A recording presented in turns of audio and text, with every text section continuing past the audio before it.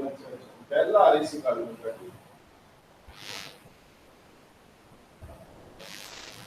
अच्छा जो ना इस वे मेरा दूसरा मोबाइल जो ना चार्ज लग जाता रिकॉर्डिंग लेक्चर रिकॉर्ड तो मैं भी लेक्चर शुरू लगा तो हमें अचानक मेरा ध्यान असल लेकिन एक बार में शाम 5 बजे क्या मीटिंग है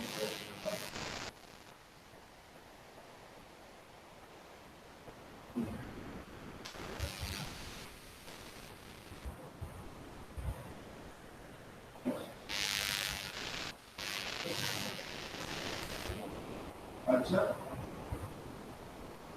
स्कोप नंबर आया स्कोप नंबर आया उन्होंने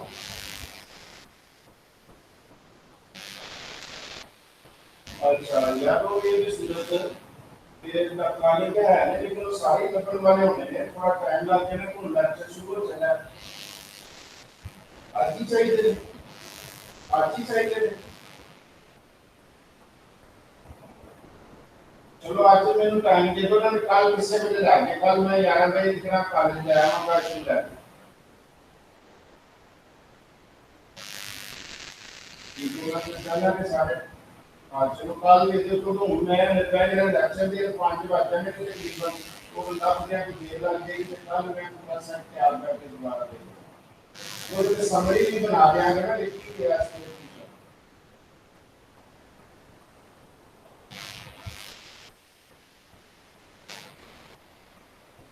सारे दसने वो भी दसने कि प्रति के कंप्लेनर का किसान हो की तरह का नाल हो के सरकार के कोई विचार कर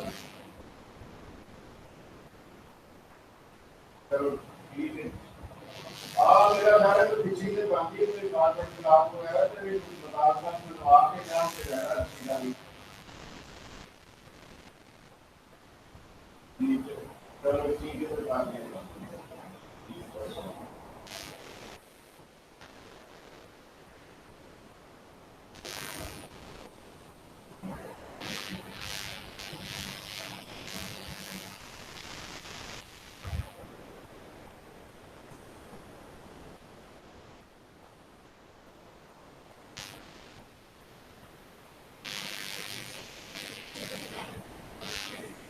अस्सलाम वालेकुम डियर स्टूडेंट्स अस्सलाम वालेकुम वालेकुम अस्सलाम चलो कुछ ना कुछ है ना चलो रिश्मा तो होती है यार दिन आमना भी आ जाती है तो थोड़ा काम चल जाता है अभी अपना नुकसान कर रहे हैं हमें तो ज़ाहिर थोड़ा बहुत कोशिश कर रहे हैं कि बच्चे घर बैठे कुछ कर लें ये चार्ट पर आपको पता है कि हमने 39 किए थे गालबन लेकिन आज ये शुरू हो रहा है 40 में से कोई एक आध पॉइंट रह गया तो बाद में कर लेंगे तो ये अब आज 60 तक हम पॉइंट करेंगे 40 से ऑनवर्ड दूसरा जो मसला है कि 2 कॉन्स्टिट्यूशन हमने कर लिए हैं कॉन्स्टिट्यूशन अब पाकिस्तान में से 56 और 62 के जितने यहाँ पॉइंट आए हैं 40 में से वो कर लिए अब ये चार्ट का ये करते हैं फिर पाकिस्तान के बारे में कुछ MCQs हम कर लेते हैं ताकि दोनों तरह की स्टडी साथ साथ चलती रहे अब इसमें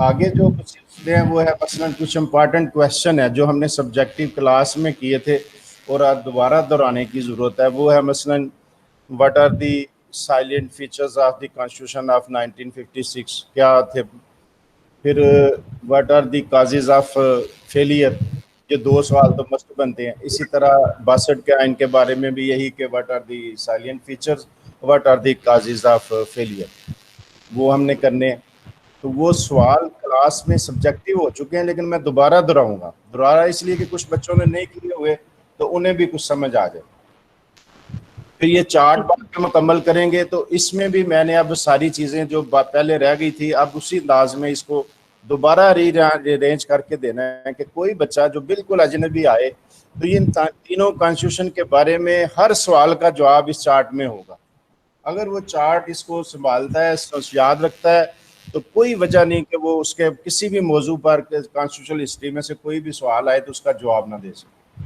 लेकिन उससे पहले एक असाइनमेंट है मैं आप लोगों को देने लगा हूँ आप चूंकि अब कॉन्स्टिट्यूशन के स्टूडेंट हैं तो ये आपके लिए दिलचस्पी की होगी आपके पास अगर बुक्स मौजूद हैं या नेट पर अवेलेबल हैं, तो आपने ये ढूंढना है, मेरा ये काम करना है, ताकि आप देखें आप कितनी मेहनत करते हैं। इसको असाइनमेंट के अंदाज में ले।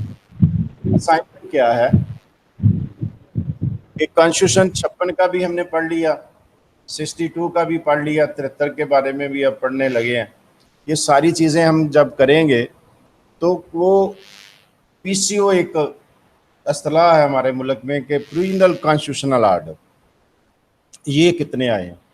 ये मैंने आपको बताया था कि एक काफ़ी लायक बच्ची थी, 5-7 साल पहले उसने ये सवाल किया, तो उस वक्त तो मैं पढ़ा नहीं रहा था, मैंने उसे आगे रेफर कर दिया, लेकिन मेरे जहन में रहा कि अच्छा इस पर देखूंगा क्या इन्होंने काम किया, लेकिन बाद में फिर रब्ता ही ना हुआ उससे।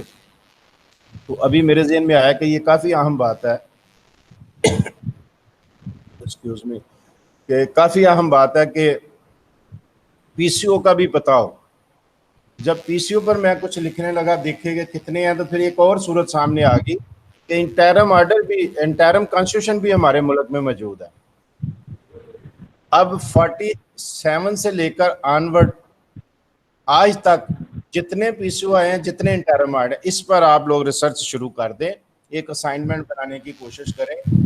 कॉन्स्टिट्यूशन के अलावा 56 पर भी नहीं लिखना, 62 पर भी नहीं लिखना, 73 पर भी नहीं लिखना। जितने पीसीओ आए हैं, चाहे वो 56 के बाद आया है, चाहे वो 62 के बाद आया है, या वो आप ये समझे कि पहले 47 के बाद का थोड़ा अरसा है, या ये 73 का आइन आने के बावजूद मार्शाल्लाह लगा था, 2 दफा लगा है, दोनों दफा पीसीओ ऑर्डर आए, वो कब आए हैं और मेन पॉइंट क्या थे, ये आप इस पर थोड़ी रिसर्च कर लें। फिर जब मैं लेक्चर दूंगा आपके लिए बड़ा दिलचस्पी का अमल होगा कि कॉन्स्टिट्यूशनल हिस्ट्री में से कोई एक दिन भी फारग आपको नजर नहीं आएगा जो आपको नहीं पता होगा, और किसी तरह का भी कोई सवाल आए आप कर लेंगे इंशाल्लाह अजीज। तो इस पर आप थोड़ा सा वर्क शुरू कर दें, जितने लोग प्रेजेंट हैं वो शुरू कर दें। तो अभी हम शुरू करते हैं point number 40, seats of Sindh Assembly. अच्छा, इससे पहले गालपन 39 नंबर थी, सीट ऑफ पंजाब असेंबली। उसमें ज़रा मैं चेक नहीं कर सका था, क्योंकि होता यह है कि पहले कंपोजिंग होती है, फिर मैं चेक करता हूँ, फिर उसको फाइनल शक्ल देते हैं। तो उसमें गलती से आ गया था कि seats of Punjab in national assembly, तो वो एक और सवाल है, वो आगे किसी जगह हम करेंगे। तो उस 39 नंबर में भी ये पॉइंट था कि वो हमने पंजाब की टोटल सीटें कितनी हैं, वो था सवाल। अब ये 40 में आ गया सिंध से। सिंध असेंबली की सीटें जो कॉन्स्टिट्यूशन में तय हैं वो है आपके सामने कि पहले 2 में आप देखें कि नील लगा हुआ है, इसकी वजह क्या है, कोई बताएगा? ये मैंने निशान लगे हुए हैं, इसका क्या मतलब, अगर इसी तरह आप पढ़ें तो क्या कहेंगे? सर इसका मतलब ये है कि मतलब इसमें कोई सीट नहीं थी तब। मतलब यही है ये, लेकिन इनडायरेक्ट ये बात आप कर रहे हैं। डायरेक्ट बात ये है कि सिंध असेंबली ही नहीं थी उस वक्त। हम 56 के आइन में, 62 के आइन में 2 असेंबलियां थी, एक ईस्ट पाकिस्तान, एक वेस्ट पाकिस्तान। यस। तो मगरबी पाकिस्तान पूरे का पूरा इकट्ठा था, ठीक है। ये जो 73 के कॉन्स्टिट्यूशन के तहत सूबे बने 4 मगरबी पाकिस्तान के, उसमें से ज़ाहिर है फिर 56 में भी ये नील आएगा और 62 में भी नील आएगा, और 63 में, 73 में चूंकि आए, तो आज जो उसकी मौजूदा पोजीशन ये है कि 168 सीट्स हैं सिंध असेंबली की। फॉलो किया पॉइंट भाई? Yes sir. सबको समझ आ रही है?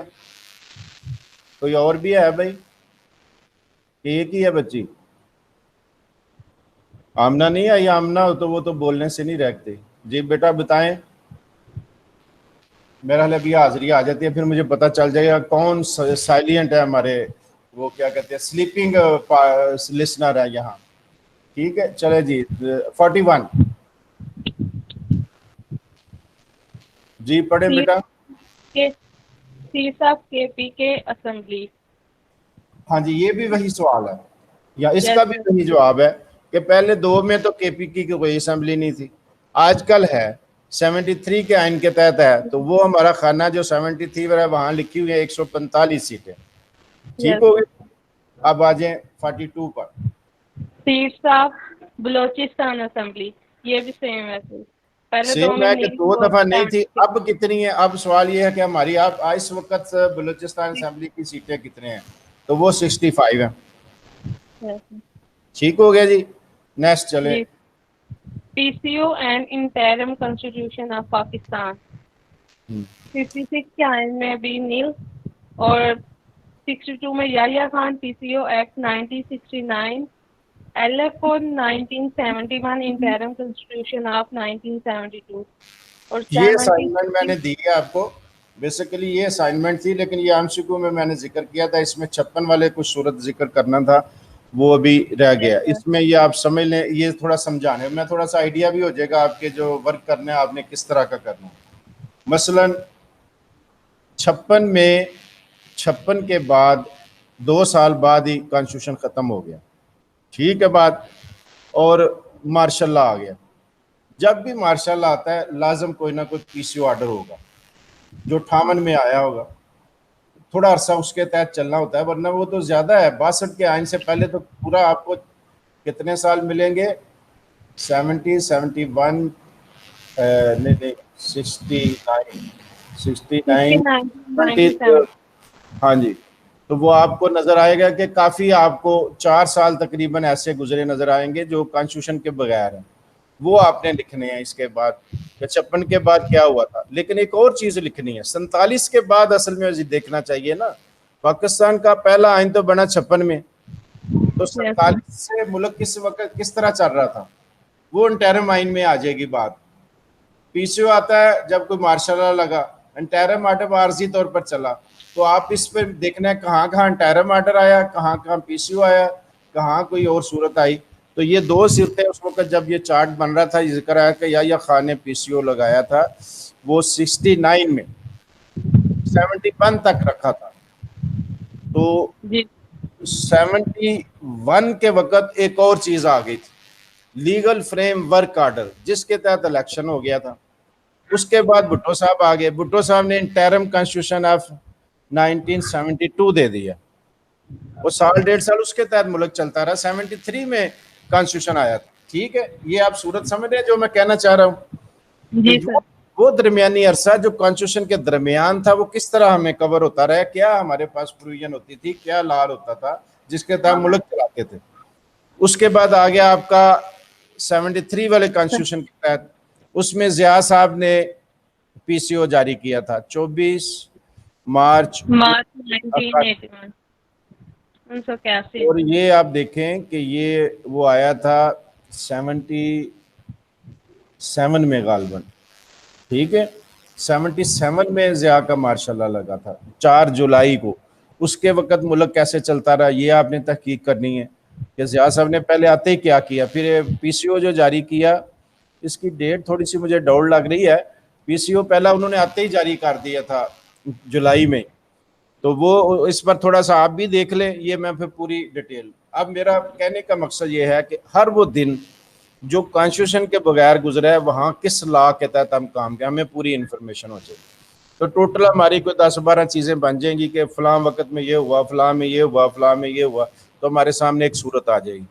फिर परवेज़ मुशर्रफ साहब आए, उन्होंने भी 14 अक्टूबर 1999 को जब उन्होंने इक़्तिदार से 12 अक्टूबर को गालिबन इक़्तिदार से 2-4 साल बाद, 2-4 दिन बाद ही फिर वो एक पीसीओ ले आए।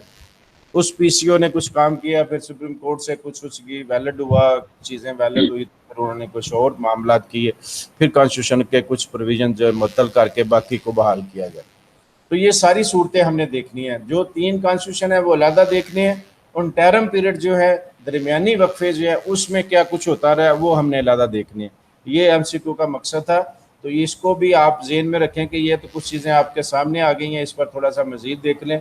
ये बड़ी दिलचस्पी का अमल होगा ये सारा चार्ट आपके लिए, कि हर वो दिन जो जिसमें हमारा मुल्क चला है किस किस दफ़ा के तहत चला है। ठीक है जी। उसके बाद 44 role of government Indian Act. Role of government of Indian Act, ये ऑलरेडी आ गया। ये मैंने कहा ना कि उससे पहले ये बातें शुरू में थी। Role of government of India Act एक आया था, ये उसके तहत गवर्नमेंट ऑफ इंडिया एक्ट के तहत मुल्क चल रहा था, और दूसरा था एक इंडिपेंडेंस एक्ट, एक इंडियन इंडिपेंडेंस एक्ट आया था 47 में, और ये जो गवर्नमेंट ऑफ इंडिया 1935 में आया था।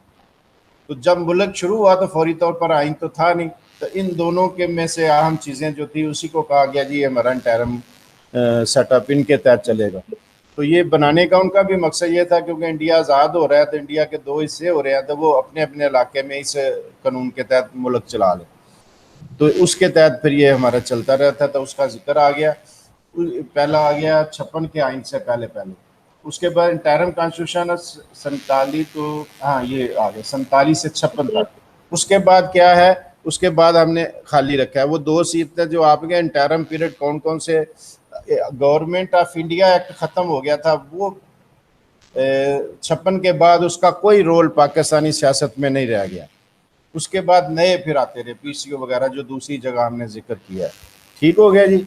ये अब पूरी असाइनमेंट मेरा ख्याल है आपके जहन में आ चुकी होगी। अब आ जाए 45 पर। अब ये शुरू होने लगी हैं 45, अब ये शुरू होने लगी हैं चीज़ें कॉन्स्टिट्यूशनल जो फंडामेंटल राइट्स हैं उसके बारे में, कि मुख्तलिफ आइन में मुख्तलिफ तरह के मुख्तलिफ हमने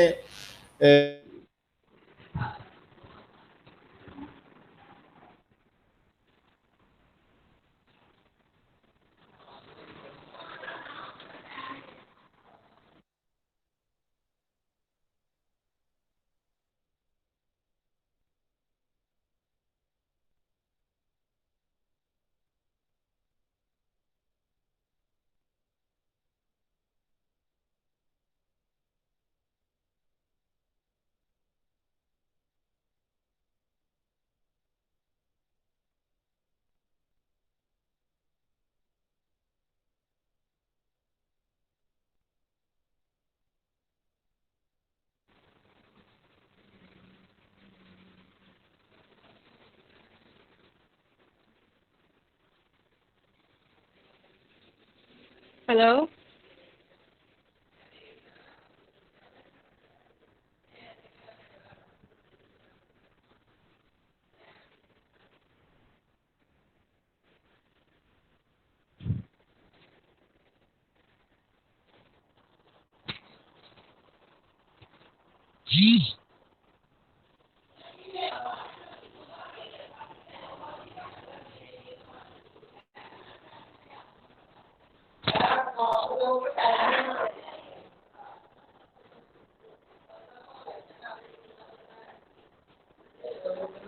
तीनों में थी। बिल्कुल ठीक बात है कि ये बुनियादी चूंकि राइट जब तय होते हैं तो सारे तबकों का ख्याल किया जाता है। तो हमारे ये जो रिलीजियस फ्रीडम है, ये तो ऑब्जेक्टिव रेवोल्यूशन जो 49 में आया था, असेंबली में पेश हुआ, तो उसमें भी थी। तो उसके बाद फिर हर कॉन्स्टिट्यूशन में शामिल होती रही है, और पूरे जो हमारा कॉन्स्टिट्यूशन कोई भी हो उसमें ऑब्जेक्टिव रेवोल्यूशन शामिल है। उसमें ऑलरेडी मैंने आर्टिकल को दी है, बल्कि ये आगे जो 73 वाला है उसमें तो दायदा आर्टिकल बकायदा मौजूद है इस पर, इसलिए ये तीनों में मौजूद थी। 46 पढ़े। Protection to women. हाँ ये जी, भी ये तीनों में मौजूद थी। तीनों के लिए वुमेन के लिए मुख्तलिफ राइट्स रखे थे और उनकी प्रोटेक्शन के लिए कवानीन बनाए गए थे, आर्टिकल रखे गए थे। 47 safeguard to arrest and detention. हाँ जी, ये गैर कानूनी गिरफ्तारी और डिटेंशन जो है, वैसे तो कानून को हक हासिल होता है कि किसी को गिरफ्तार करे, किसी को हिरासत में रखे, लेकिन गैर कानूनी जो होती है उसके खिलाफ तो ये 47 जो है उसमें यह है कि जब तक सही मकूल आपके पास वजूहात ना हो अरेस्ट नहीं कर सकते। तो ये 47 में का जो पॉइंट है हमारा, ये तीनों में मौजूद था, हर एक में रखा गया था कि अरेस्ट डिटेंशन जो है ना हो। 73 जो है उसमें तो ज़्यादा वाज़ेह अंदाज में जिक्र है इसका, तो ये बहरहाल हर जगह मौजूद था इसका जिक्र। अब सवाल में जो ये 3-4 पॉइंट है, अब लिखना कैसे है। फ़र्ज़ करें आप सवाल आ जाता है 62 के साइलेंट फीचर लिखें, ठीक है, सवाल ये है। अब चार्ट आपके जेहन में है तो आप ये लिखेंगे रिलीजियस फ्रीडम ऑफ मिनॉरिटीज़, तो ये पॉइंट अगर ये हेडिंग बन जाएगी आपकी, आप लिखेंगे कि 62 के कॉन्स्टिट्यूशन में रिलीजियस फ्रीडम ऑफ मिनॉरिटीज़ रखी गई थी और उन्हें तमाम हकूक़ हासिल थे, और वो आपका एक पॉइंट बन गया silent feature of the constitution of 1962। इस तरह का 73 में पूछा जाता है तो आप वहाँ भी ये हेडिंग यही देंगे, 2-3 फिक्रे आगे लिख देंगे। एक ओके। हेडिंग में 56 में आ जाए तब भी ऐसे है। इसी तरह अब ये 47 वाला safeguard to arrest and detention, ये 56 के आइन में, तो आप ये हेडिंग ये दे, आगे 2-3 फिक्रे लिखें, प्रेजेंट है, इसका मतलब है कि इसका हिफाजत का इंतजाम था। इसी तरह किसी भी आइन के बारे में आ जाए, आप जब उसके बारे में फीचर लिखेंगे तो ये हेडिंग आ जाने आपकी, ये पहली जो रो में लिखे हुए हैं पॉइंट्स, ये हेडिंग बन जाने, और आगे 2-2 3-3 फिक्रे आपने याद कर लेने। आप हेडिंग ही देखें, उसी से सारा मसला क्लियर हो रहा है इसमें तो, बल्कि आप जैसे स्टेज वाले बच्चों को कोई दिक्कत ही नहीं होनी चाहिए। प्रोटेक्शन ऑफ वुमेन पर 2 फिक्रे लिखने हैं तो वो आप लिख ही सकते हैं, ठीक है। तो 2-3 फिक्रे लिखते हैं आप, 10-12 पॉइंट बना जाते हैं, तो आप समझे सवाल का काफी हिस्सा आप कर लेंगे। जी बेहतर। 48। Integrity of Pakistan, integrate. जी, इंटेग्रिटी बुनियादी ये लफ्ज़ है, तलफ़्फ़ुज़ का मैं इसलिए नहीं टोकता बच्चों को, बच्चों ने मशक नहीं की होती, बाज़ का कोई इंटीग्रिटी पढ़ देता है, कोई इंटेग्रिटी पढ़ देता है, कोई कुछ पढ़ देता है। मेन जो चीज़ है कि आपका स्पेल आपको सही याद हो, स्पेलिंग सही याद हो, आप लिखें सही। उर्दू में बोलने का इतना वो जो काम है वो तो है भी नहीं पेपर में, तो लेकिन ये बहरहाल कोशिश किया करें कि आप जो लफ्ज़ आपको मुश्किल लगें वो आप गूगल के मुख्तलिफ डिक्शनरी मौजूद हैं जहाँ अल्फाज, उनके मैने और साउंड भी पता चल जाता है, तो उससे आपका दुरुस्त हो जाएगा। ज़रा हमारा भी ये होगा कि जी थोड़ा सा कॉलेज वीक को थोड़ा गाइड कर रहा है, तो इंशाल्लाह ताला वो और ठीक हो जाएगी गलती। तो इंटेग्रिटी ऑफ पाकिस्तान ज़्यादातर इस अंदाज में पढ़ते हैं। तो पाकिस्तान की जो खुद मुख्तारी है उसके बारे में, पाकिस्तान की जो लिबर्टी है उसके बारे में बात है, क्या इसके तहफ़्फ़ुज़ के लिए कोई आर्टिकल मौजूद था, तो तीनों में मौजूद है। तीनों में यही कहा गया कि पाकिस्तान की इंटेग्रिटी की हिफाजत पहला असूल है हमारा। 49। डबल जियो, जियोपर्डी। हाँ, पार्टी, जो पार्टी एक होता है, ये मैं पहले इस्लाह से समझा लूँ फिर बताता हूँ क्या है। कि जो पार्टी है कि ये एक इस्तिलाह है वेस्टर्न लॉ की कि डबल ट्रायल नहीं हो सकता। किसी पर एक इल्ज़ाम लगे, उस इल्ज़ाम पर किसी कोर्ट में ट्रायल हो उसका, और उसे सज़ा हो जाए या बरी कर दिया जाए, अब उसी इल्ज़ाम के तहत दोबारा किसी कोर्ट में ट्रायल नहीं हो सकता। इससे ये मुराद है, क्योंकि वो ऑलरेडी एक ट्रायल से गुजर चुका है, तो वो इल्ज़ाम सेम हो और बाद में दोबारा ये नहीं हो सकता। ये असूल कहलाता है डबल जोपर्डी। तो डबल जोपर्डी जो है ये 56 में भी नहीं था, 62 में भी नहीं था, और 73 में पूरा सेक्शन है, इस पर पूरा आर्टिकल है।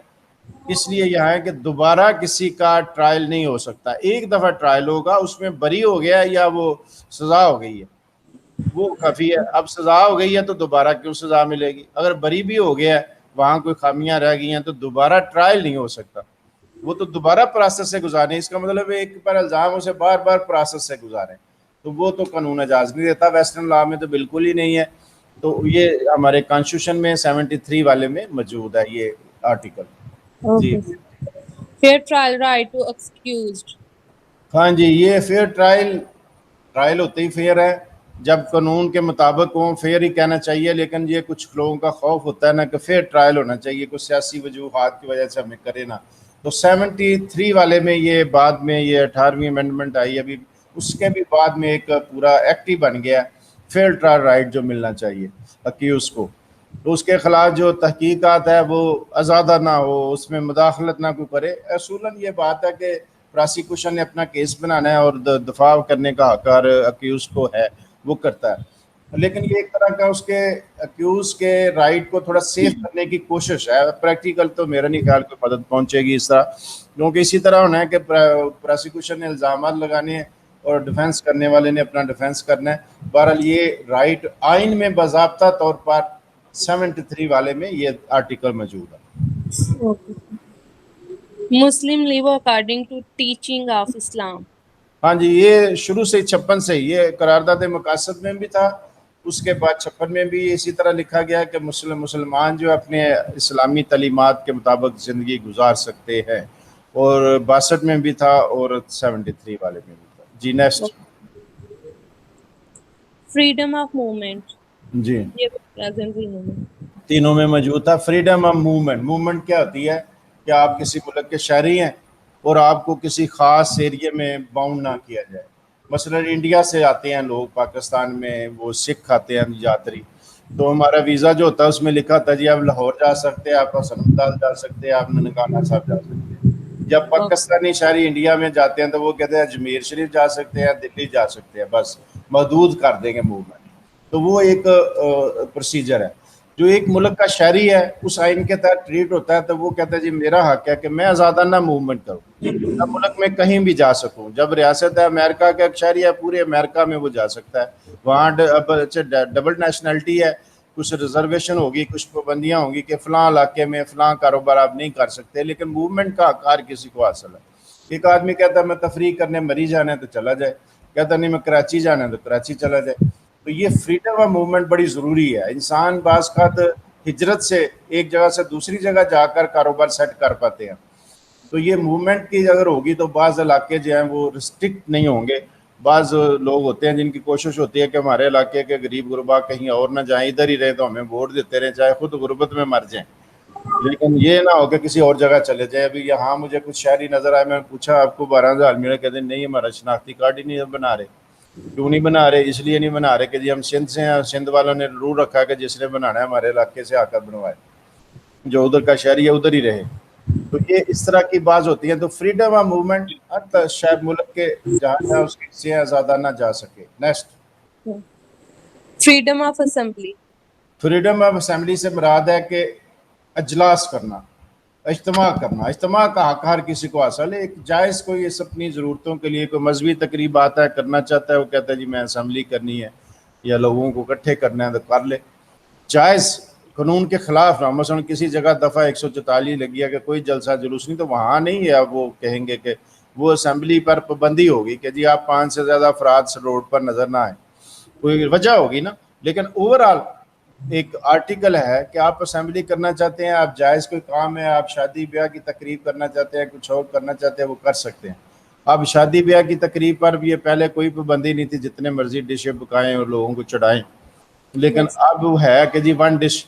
अब वन डिश करेंगे तो कोई नहीं पूछेगा, तो अगर ज़्यादा करेंगे तो वो आ सकता है, लेकिन वो इसकी खिलाफ वर्जी नहीं है इस आर्टिकल की। आर्टिकल ने तो असेंबली का हक दिया है कि आप इज्तिमा करें, जलसा करें, जुलूस करें, जो करना चाहते हैं करें, लेकिन बाज़ एरिए में कुछ ख़ास तरह की रिस्ट्रिक्शन लग सकती हैं जिससे दूसरों के हक या दूसरों का कोई मसला पैदा ना हो, अमन अमान का मसला पैदा ना हो। ठीक है। 54, फ्रीडम ऑफ स्पीच।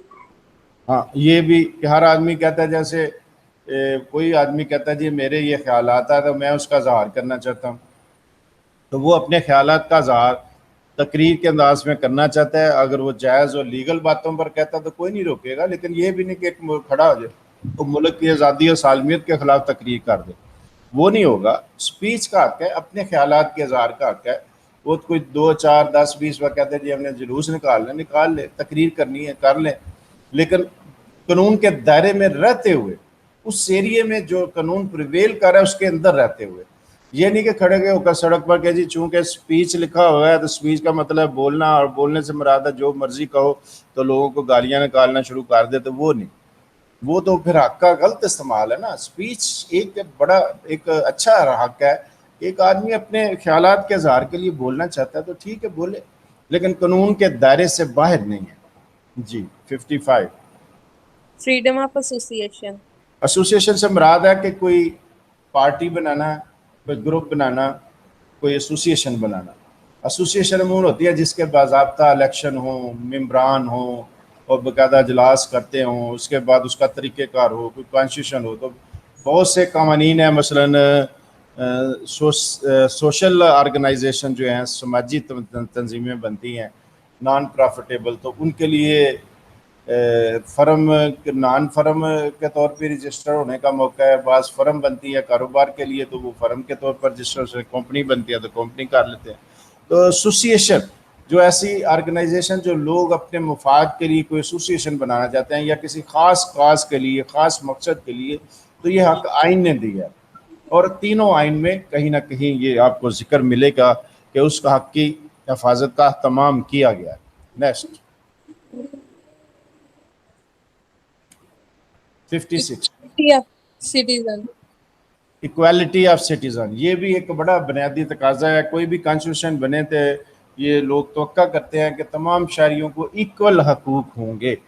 इक्वल हकूक से मुराद है कि वो शहरी एक जैसे तस्वर होंगे। ये नहीं कह दिया जाए कि फ़लाँ इलाके के लोग फ़लाँ लोग जो है ना वो बरतर हैं। अमूमी आइन जो है वो एक इक्वालिटी फ्राहम करने का एक बड़ा अच्छा फोरम है और इसके मुताबिक दी जाती है।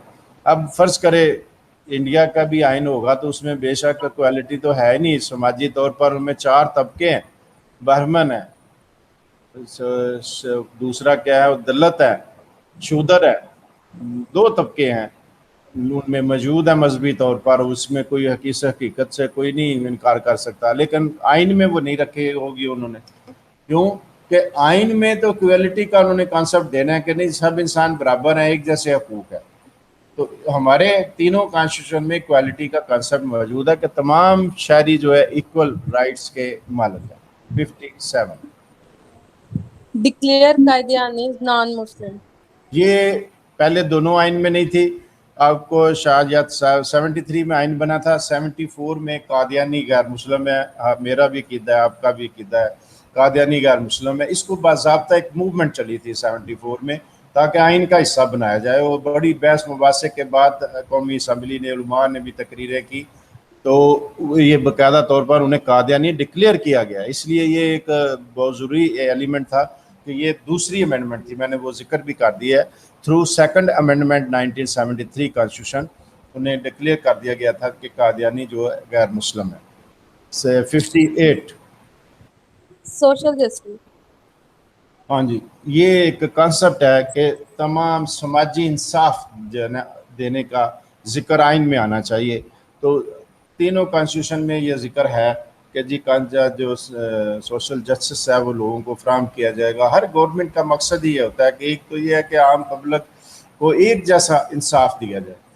तो ये जो बाज़ बातें उठती हैं जी एक पाकिस्तान, तो उसका यही मकसद है कि एक जैसा कानून हो। अगर चाहिए अलग बात है, बासत तबके होते हैं, उनके रसूख होते हैं, इंतज़ामिया में उधर उनके असरात होते हैं, उनके पास पैसा भी है, वो बाज़ तबकों को मुतासर कर सकते हैं, कुछ ना कुछ कोई फ़ायदे उठा लेते हैं। लेकिन जो हमारा कॉन्स्टिट्यूशन एक बुनियादी दस्तावेज़ है वो ये कहता है कि सोशल जस्टिस जो है वो फ्राहम करेगा। तीनों आइन में ये बातें थी जी। International peace.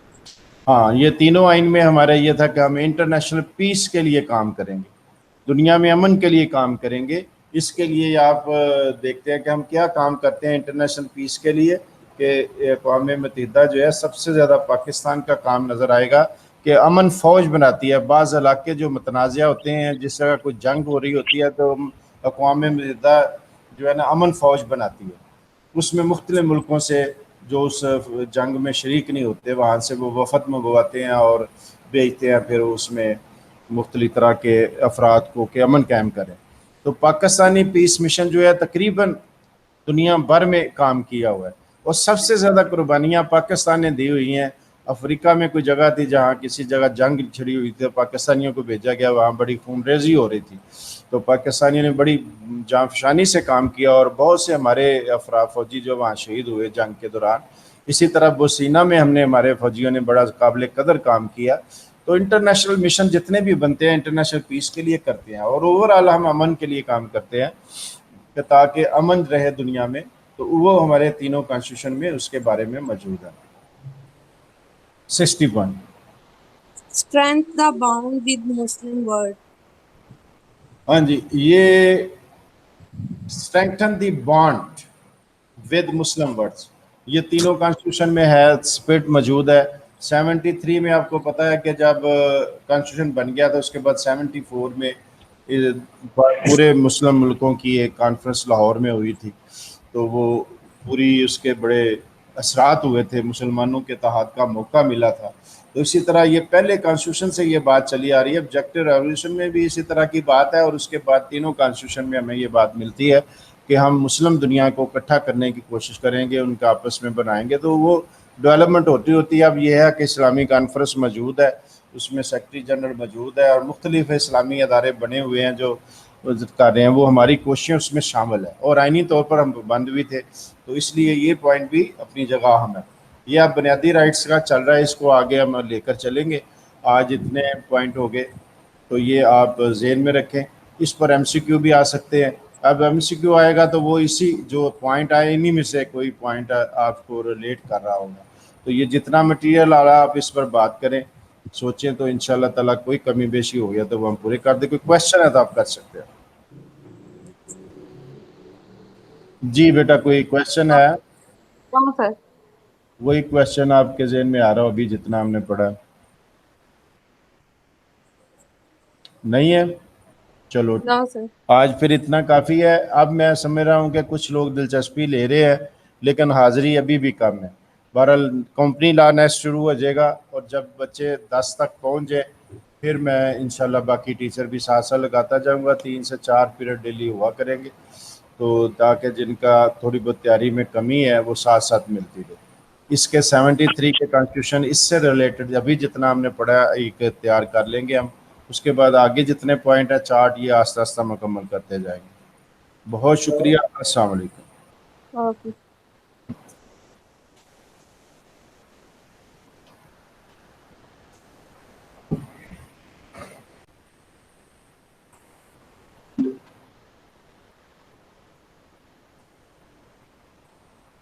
क्या मेरी आवाज़ सही आ रही है? आप सबको बता दीजिएगा एक दफ़ा, फिर आगे जो है वो शुरू करते हैं।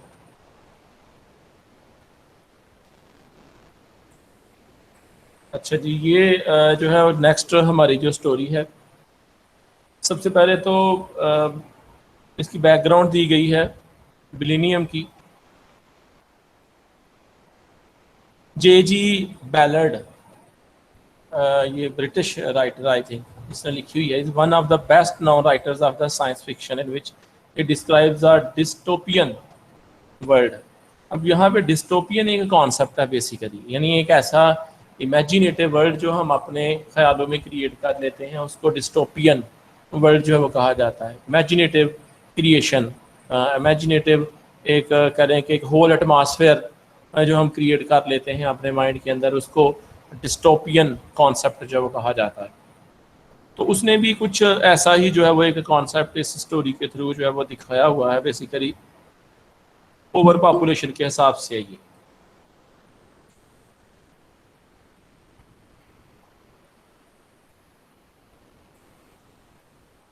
which he describes a dystopian world that is made by destruction and disaster। और ये बताया है कि जब ये वर्ल्ड अगर इस तरह से हो जाएगी, ये ओवर पॉपुलेशन इस कदर इन्हेंस कर जाएगी, तो ये बहुत ज़्यादा जो है वो तबाही होगी। और हर ये डिज़ास्टर भी तबाही को बोला जाता है, डिस्ट्रक्शन भी तबाही को बोला जाता है।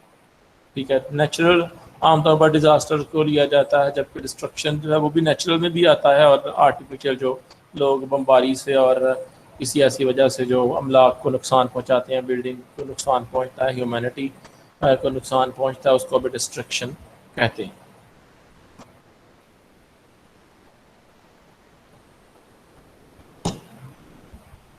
One of the best One of his best known works is Empire in the Sun, which was loosely based on his life as a young internee in a camp during the Second World War. एक one of the best known works is Empire in the Sun। ये भी उसकी ही लिखी हुई एक जो है वो स्टोरी है, Empire in the Sun। और जो एक ऐसी लाइफ के ऊपर, एक यंग मैन की, एक यंग बॉय की जो लाइफ के ऊपर है, जो एक इंटर्नी के तौर पर जो है वो जॉब करता है, ट्रेनिंग इंटर्नी के तौर पर सेकेंड वर्ल्ड वॉर के अंदर। तो Ballard trained to be a doctor for some time. He did not relate to the work and quit it to instead of English literature at Queen Mary College। हालांकि उसके पास जो early education थी वो थी medical की, लेकिन वो इस प्रोफेशन को अपने लिए फिट नहीं था समझता, इसलिए उसने इंग्लिश लिटरेचर में जो है वो क्वीन मैरी कॉलेज में एडमिशन ले लिया इसके बाद। But he did not complete this course इधर, और इस कोर्स को भी उसने मुकम्मल ना किया। दोनों काम इनकम्प्लीट, मेडिकल की भी एजुकेशन इनकम्प्लीट और लिटरेचर की भी एजुकेशन इनकम्प्लीट, लेकिन जो उसकी राइटिंग एबिलिटीज़ थी वो बढ़ती गई। अब सबसे पहले तो हम ये देखेंगे कि इस टाइटल का क्या मकसद है। The story describe a situation when the population of the world has grown to the extent. इस कदर आबादी बढ़ जाएगी, आप भी इसको इमेजिन करें कुछ देर के लिए, कि जिस रेट से जो है वो ओवर पॉपुलेशन हो रही है, या जो बर्थ रेट है वो बहुत ज़्यादा है और उसके मुकाबले में जो डेथ रेट है वो बहुत कम है। अगर ऐसी सूरत हाल रहेगी तो ये पॉपुलेशन जो है वो इंक्रीजमेंट की तरफ जाएगी। और यहाँ तक भी साइंटिस्ट का ख्याल है कि शायद ज़मीन के ऊपर ऐसी जगह ही ना बचे जहाँ पे हम कल्टीवेशन कर सकें, जहाँ पे हम क्रॉप्स जो है वो ग्रो कर सकें, जहाँ पे हम एग्रीकल्चर कर सकें। तो कैसे नीड सारी की सारी फुलफिल होंगी। इसी चीज़ को सामने रखते हुए, चूँकि इसका साइंस का बैकग्राउंड भी है इस राइटर का, तो उसने जो है ये चीज़ें इमेजिन की हैं, तो उसको जो है उसने इस स्टोरी की फॉर्म में जो है वो एक्सप्रेस किया है। There is no place for people to live normal life. तो अगर ऐसा ओवर पॉपुलेशन हो जाएगी तो लोगों के लिए ज़िंदगी गुजारना बहुत ही मुश्किल हो जाएगा। और ये अगर इसके अलावा भी जगह बच भी रही हो बिल्डिंग के लिए, लेकिन फिर भी कई मुल्क ऐसे हैं जहाँ पे पॉपुलेशन इस कदर है कि लिविंग स्टैंडर्ड्स वो वाले नहीं हैं जो होने चाहिए। अब चाइना ही देख लें, इतने इतने बड़े जो हैं वो बिल्डिंग्स हैं, और एक एक बिल्डिंग के अंदर कोई 4-4, 5-5 हज़ार फैमिलीज़ हैं, वो छोटे छोटे कंपार्टमेंट्स के अंदर जो है वो रह रहे होते हैं। और कई बिल्डिंग्स ऐसी हैं जहाँ से मेन जो स्टेयर केसेस हैं वहाँ से किसी बड़ी चीज़ को, बड़े आइटम को लेके जाना बहुत मुश्किल है, इवन एक पर्सन के गुजरने की जगह। ऐसे पाकिस्तान के अंदर भी कराची जैसे सिटी में अगर आप देख लें, इंडिया के अंदर जो है वो कोलकाता जैसे सिटी के अंदर आप देख लें, ढाका जैसा सिटी देख लें, ये बड़े थिकली पॉपुलेटेड जो है वो सिटीज़ हैं। और यहाँ पे बहुत सारे लोग जो है वो ऐसी ज़िंदगी गुजारने में मजबूर हैं कि एक कमरे के अंदर 4-4, 6-6, 10-10 लोग भी जो है वो रात गुजारते हैं।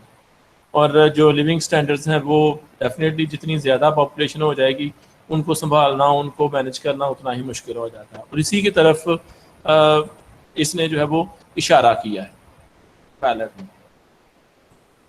The space that each person can occupy is regulated by the city council.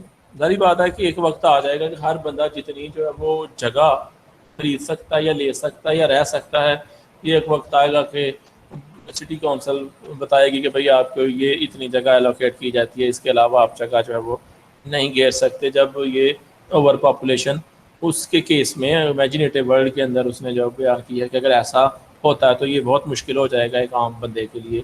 और इस तरह से एक वक्त आ जाएगा कि सिटी काउंसिल जो है हर बंदे को जगह एलोकेट करेगी, भाई तुम इतनी ही जगह के अंदर रह सकते हो।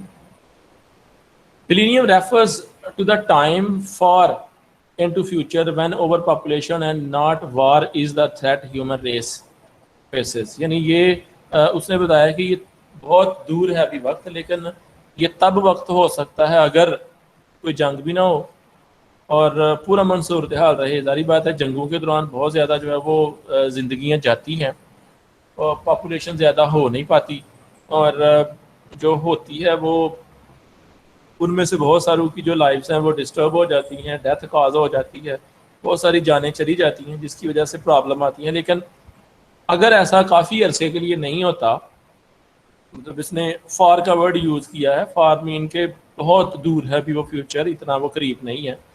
उस फ्यूचर में जब इतनी ओवर पॉपुलेशन हो जाएगी कि ह्यूमन रेस को रहने के लिए भी जो जगह है वो बहुत मुश्किल के लिए मुयस्सर आएगी। मेन थीम्स इसके जो है वो डिस्कस किए गए हैं। पहला तो सबसे पहला आप इससे यही जो है एक्सट्रैक्ट कर सकते हैं कि इसमें जो है वो ओवर पॉपुलेशन का कॉन्सेप्ट जो है वो दिया गया है, ठीक है। फिर है दूसरा power and loss of privacy. ये किसी हद तक आज के दौर के अंदर भी जो है वो प्रिवेल कर रहा है, ये जो दूसरा थीम है। ओवर पॉपुलेशन का भी कुछ कंट्रीज ऐसे हैं जिनके अंदर जो है वो प्रिवेल कर रहा है, लेकिन ये जो power and loss of privacy है, ये तकरीबन पूरी की पूरी दुनिया समझ लें इसकी लपेट में आने वाली है या आ चुकी हुई है किसी हद तक। In the society that exists sometime in the future, overpopulation has swelled to the extent that space seems to have shrunk। इतनी आबादी फैल जाएगी कि आबादी रहने के लिए जो जगह है वो, आबादी के रहने के लिए, पॉपुलेशन के रहने के लिए जगह वो थोड़ी पड़ जाएगी। All available land is utilized to feed the billion, and space to live on is rationed to the extent that an individual is permitted to occupy only 38 square feet of space। एक वक्त आ जाएगा कि हाँ हो सकता है जो इतनी ज़्यादा आबाद ज़मीन हमारे पास है जिस पे हम एग्रीकल्चर जो है वो ग्रो करते हैं, जिस पे हम क्रॉप्स जो है वो ग्रो करते हैं, कल्टीवेट करते हैं एरियाज को, ये भी ना बचे और एक बंदे को जो रहने के लिए जो जगह है वो 8 स्क्वायर फीट जो है वो दी जाए। 8 स्क्वायर फीट जो है वो जगह, सॉरी 38 स्क्वायर फीट जगह आप खुद कर सकते हैं कि शायद एक रूम के इक्वल जो है वो हो जाती है, या रूम से भी थोड़ी कम है। और इस स्टोरी के अंदर उसने दो करैक्टर जो हैं वो एक्सप्रेस किए हैं, एक का नाम वार्ड है और दूसरे का नाम है रोसिटर। Who are the main characters in the story stumble upon the unoccupied room which is like manna from the wilderness। तो कि एक कमरा है जिसके अंदर ये जो जो दोनों जो है वो स्टे करते हैं, और उनके दरमियान जो है वो इसी बात को लेकर जो है वो मतलब प्रॉब्लम जो है वो क्रिएट होती रहती है इसकी प्लेस को लेकर। Instead of using it wisely they let it out to their girlfriend who bring in their families too। बजाय इसकी कि वो इसी कमरे को खुद यूज़ करते, वो एक लड़की को जो है वो साथ रख लेते हैं और वो लड़की जो है अपनी फैमिली भी साथ ले आती है। Ward and Rossiter turn into usurious landlord who find that having extra space under their control makes them powerful। फिर जो है वो ये वार्ड और रोसिटर जो है वो एक वक्त आता है कि अमीर हो जाते हैं, जिनके पास इतनी स्पेस आ जाती है कि ये काफ़ी ताकतवर हो जाते हैं, काफ़ी जगह जो है वो ख़रीद सकते हैं। It is also a tool to make money. Soon there are so many in that room that they are worse off than when they had not discovered the extra space. वो उसी कमरे के अंदर काफ़ी ज़्यादा लोग जो हैं वो रह रहे होते हैं, तंग दस्त थे, और जब तक ये जो है उनके लिए कोई एक्स्ट्रा स्पेस का बंदोबस्त नहीं कर देते। दो करैक्टर्स आपने ये जहन में रखने हैं, एक है वार्ड और दूसरा है रोसिटर।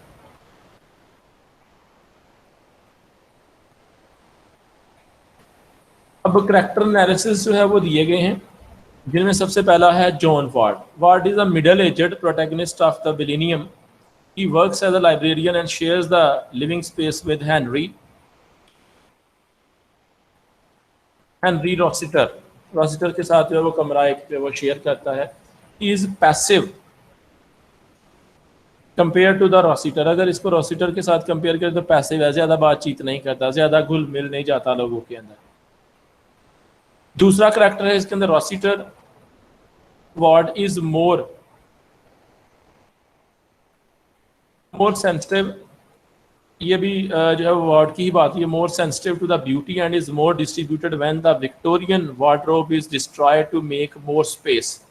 और ये थोड़ा सा सेंसिटिव भी था खूबसूरती के हवाले से, और जब ये वार्डरोब थी उसको हटा के उन्होंने ख़त्म करके कमरे के अंदर जो वार्डरोब लगी हुई थी, और ये वार्डरोब बेसिकली जैसे हम कहते हैं ना कि ओल्ड फैशन एक अलमारी थी, जहाँ पे हो सकता है किसी वक्त कोई ख़वातीन बैठ के जो है वो अपना मेकअप करती हों या सजती संवरती हों या तैयार होती हों। उसको जब तोड़ के या उसको ख़त्म करके तो वो स्पेस कमरे की बढ़ाई जाती है, तो उस पर जो है वो ये ज़्यादा बेहतर महसूस नहीं करता, अपने आप को डिस्टर्ब महसूस करता है। ही डिस्पाइसेस द ग्रीडी लैंड ओनर्स। बजाय इसके कि वो एक लालची जो है वो जागीरदार बन जाए। Who reduce the size of the cubicle so that there is no space for him to walk without stumbling। कि इतनी जगह भी ना बचे कि वो बेचारे चल सकें और वो स्टम्बल करते रहें, लड़खड़ाते रहें, एक दूसरे के साथ टकराते रहें। But by the end he becomes a usurious landowner himself when he finds the empty room। और अपने आप को जो है वो लैंड ओनर समझता है जब वो अपने समझ लेता है कि मुझे खाली कमरा जो है वो मिल गया है। दूसरा करैक्टर है इसके अंदर Henry Rossiter. Rossiter is very different from the Ward, though they are close friend, करीबी दोस्त भी थे लेकिन मुख्तलिफ थे, आदतें दोनों की सेम नहीं थी। He is more aggressive in his approach and persuades Ward to let their girlfriends into the spare room.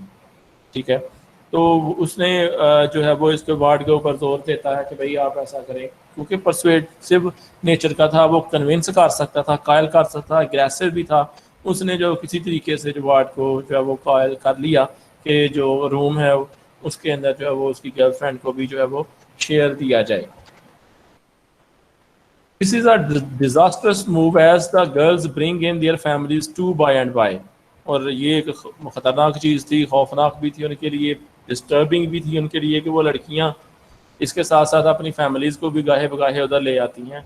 Rossiter is not sensitive to beauty and sacrifice the one thing that symbolizes beauty in their lives, the Victorian wardrobe। और इसके मुकाबले में जो रॉसिटर था वो ज़्यादा sensitive नहीं था, वो परवाह नहीं था करता ऐसी चीज़ों की। उसने वो जो अलमारी थी वो तोड़ने में ज़्यादा रॉसिटर का ही जो हाथ था, वो चाहता था ये अलमारी ख़त्म हो और कमरे के अंदर स्पेस और ज़्यादा बन जाए। जबकि इसके मुकाबले में जो वार्ड था वो ज़्यादा सेंसिटिव था, वो नहीं था चाहता कि इस अलमारी को जो है वो ख़त्म किया जाए।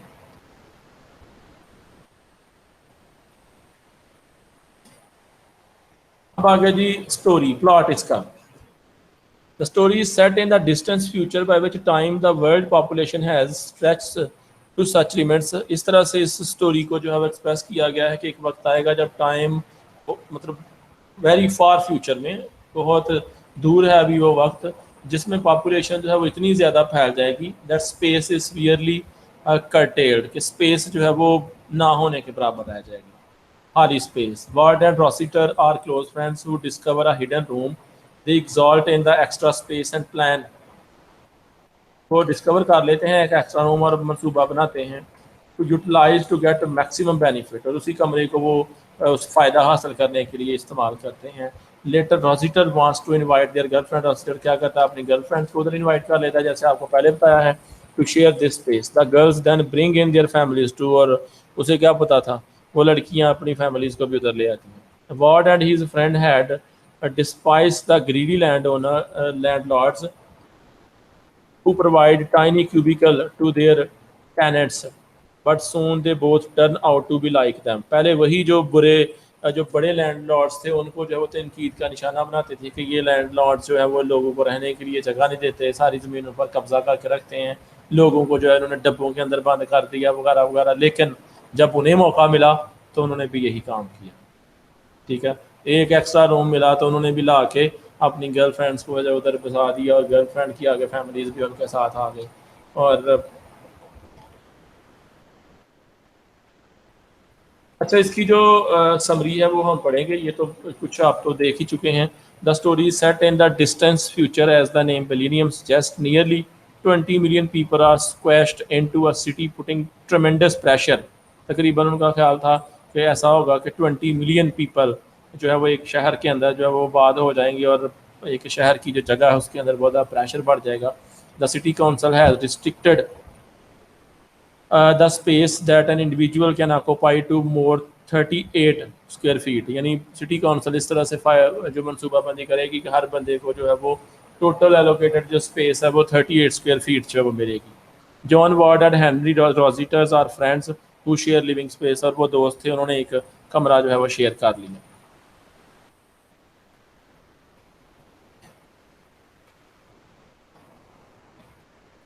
They are both employed but find it hard to get by in the crowded city where pedestrian traffic jam can last 4 days with no one being able to move due to congestion। दोनों job करते थे, लेकिन इतने जो thickly populated वो city दिखाया गया है कि जहाँ पे इवन पैदल चलने वालों की ट्रैफिक जो है वो जाम हो जाती थी। पैदल चलने वाले लोग आपस में गुत्थम गुत्था हो जाते थे, और कई कई दिन तक ये ट्रैफिक जो है वो जैम रहती थी पैदल चलने वालों की। तो सोचें वो कितना थिकली पॉपुलेटेड सिटी होगा या हो जाएंगे cities. While knocking about their cubicle, Ward discover a forgotten room adjacent to their cubicle। और जब वो जिस जगह पे आते हैं तो घर ऐसे बने हुए, रहने की स्पेसेस ऐसे बनी हुई हैं, क्यूबिकल जैसे वो जानवरों के बाड़े नहीं छोटे छोटे बना देते, या जो स्टेबल्स होते हैं घोड़ों के लिए, उनके लिए जगह बना देते हैं। ऐसे उसने कहा इंसानों के लिए भी, जैसे आजकल आपने देखा होगा ये पेंडेमिक के दौरान कोरोना वायरस दुनिया के मुख्तलिफ इलाकों में जो उन्होंने आइसोलेशन सेंटर्स बनाए थे, उसके लिए उन्होंने थोड़ी थोड़ी जगह सबके लिए मुख्तस की हुई थी, सबके लिए स्पेसिफाई की हुई थी कि अगर किसी ने आइसोलेशन में रहना तो ये जगह के अंदर रहेगा। ऐसे उसने कहा कि उन्होंने जगह उस शहर में थी, और जब वो घर आते थे तो उन्हें प्रॉब्लम हो जाती थी, एक ही जैसे थे सभी सूरत हाल, अपना जो क्यूब था उसको ढूंढने में उन्हें जो है वो दुश्वारी पेश आ जाती थी। बाज़ औक़ात दूसरों के जो क्यूब्स हैं उनके अंदर भी एंटर हो जाते थे। यानी ये बताया कि ऐसे लिविंग स्टैंडर्ड्स हो जाएंगे। They exult in this new space, thrilled as they have never known so much space। तो उन्होंने तो इस तरह से सोचा भी नहीं था कि हमारे साथ ऐसा हो जाएगा, इसलिए वो बहुत परेशान भी थे। They buy a Victorian wardrobe which is the only thing of beauty in their drab living area। जो उनका एरिया था, उनका जो कमरा था, जो रूम था, जो क्यूब था, उसके अंदर एक ही वार्डरोब थी जो एक ब्यूटी की सिंबल थी, यानी बकाया सिंपल सा सादा सा रूम था। यही बताया है कि जो नेचुरल ब्यूटी है इसके साथ साथ वो भी ख़त्म हो जाएगी, क्योंकि ह्यूमन पॉपुलेशन के साथ साथ नीड्स बढ़ती हैं, नीड्स के साथ इंडस्ट्रियलाइजेशन होती है, इंडस्ट्रियलाइजेशन होगी तो जो कल्टीवेटेड एरिया है वो कवर किया जाएगा, कल्टीवेटेड एरिया ख़त्म होगा तो नेचुरल जो ब्यूटी है वो भी ख़त्म हो जाएगी। तो ये इस सिंबल के तौर पर बताया है कि एक वक्त आएगा कि हमारे इर्द गिर्द जो कुदरती खूबसूरती है, जो पौधे हैं, दरख्त हैं, नदियाँ हैं, झरने हैं, पहाड़ हैं, ये भी जो है वो ऑलमोस्ट ख़त्म हो जाएंगे। तो इसी को ही उसने जो है वो वार्डरोब की सिंबल से शो किया है।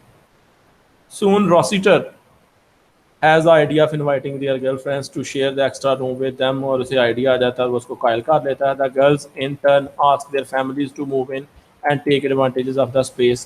Ward, who had hated the greedy landowner, soon become a landlord himself, with making money taking precedence over enjoying their new room. In order to make more space, Ward and Rossiter break up their beautiful wardrobe, और उसको मज़ीद जगह बनाने के लिए, यानी एक कमरा उन्हें मिल जाता है तो वो कमरा मिलता है तो अपने आप को लैंड ओनर जो है महसूस करते हैं, और उसी कमरे की जो है वो खूबसूरती को, या जो करें कि जो स्पेस है उसको बढ़ाने के लिए वो जो नेचुरल ब्यूटी या ब्यूटी का सिंबल थी वो वार्डरोब, उसको भी तोड़ देते हैं, ख़त्म कर देते हैं।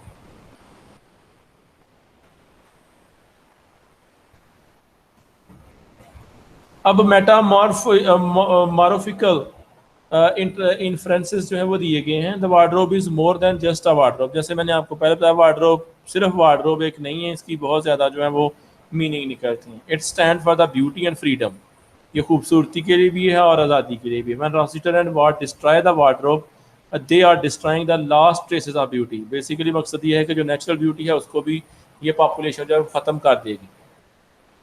The word cubicle appears several time in the story. Cubicle word बहुत ज़्यादा, it is used as synonym for the room, यानी रूम के लिए जो है वो यूज़ किया गया है। The word also symbolize the lack of personal space and the lack of control over their life. जगह ही नहीं बचेगी, इतनी स्पेस ही नहीं इतनी बचेगी कि हमारा अपनी ज़िंदगियों के ऊपर जो है वो अपना कंट्रोल हो, यानी हम मैकेनिकल टाइप जो है बन जाएंगे। जैसे आज देखें, पूरी दुनिया के जितने लोगों ने मोबाइल फ़ोन रखे हुए हैं आजकल, उनमें से तकरीबन 50% मोबाइल फ़ोन ऐसे हैं जिनमें जो है वो यूँ कह लें कि जो पासवर्ड हैं वो फिंगरप्रिंट्स के तौर पर लगाए हुए हैं।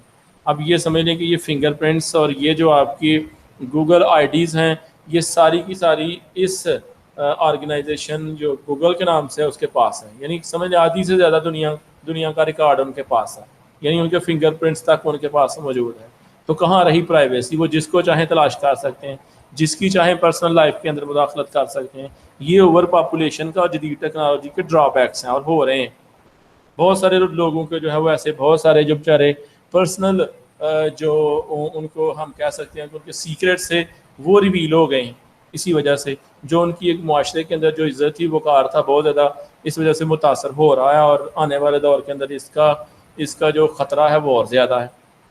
तो इस सेंस में प्राइवेसी भी नहीं रही ओवर पॉपुलेशन होने की वजह से, और ये जो टेक्नोलॉजी का दौर और जदीद इलेक्ट्रॉनिक्स आने की वजह से जो सूरत हाल पैदा हुई है। Even if they wanted to they would not be able to move to more spacious accommodation. अगर वो चाहते भी हैं तो उनके पास और जगह नहीं है कि जहाँ पे वो इधर से शिफ्ट हो सके। फिर आगे है लैंग्वेज किस तरह किसने यूज़ की है।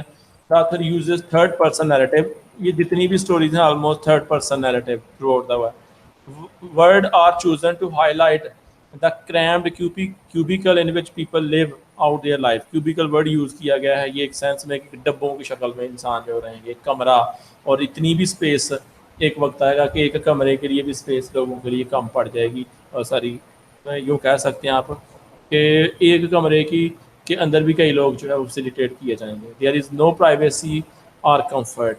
Describing Ward's cubicle the narrator says partition pressed against his knees and he could hardly move. इतनी छोटी पार्टीशन हो जाएगी कि शायद उसको सोने के लिए जगह बच पाए, वो बेचारा खड़ा भी ना हो सके, और जैसे वो कब्र नहीं बन जाती इंसान की, इस तरह की सूरत हाल हो जाए। एक वक्त आएगा कि रहने के लिए, और ऐसी जगह आज भी हैं कुछ जगहों के ऊपर। ये कोर्स जो है वो अभी आपने नहीं करने।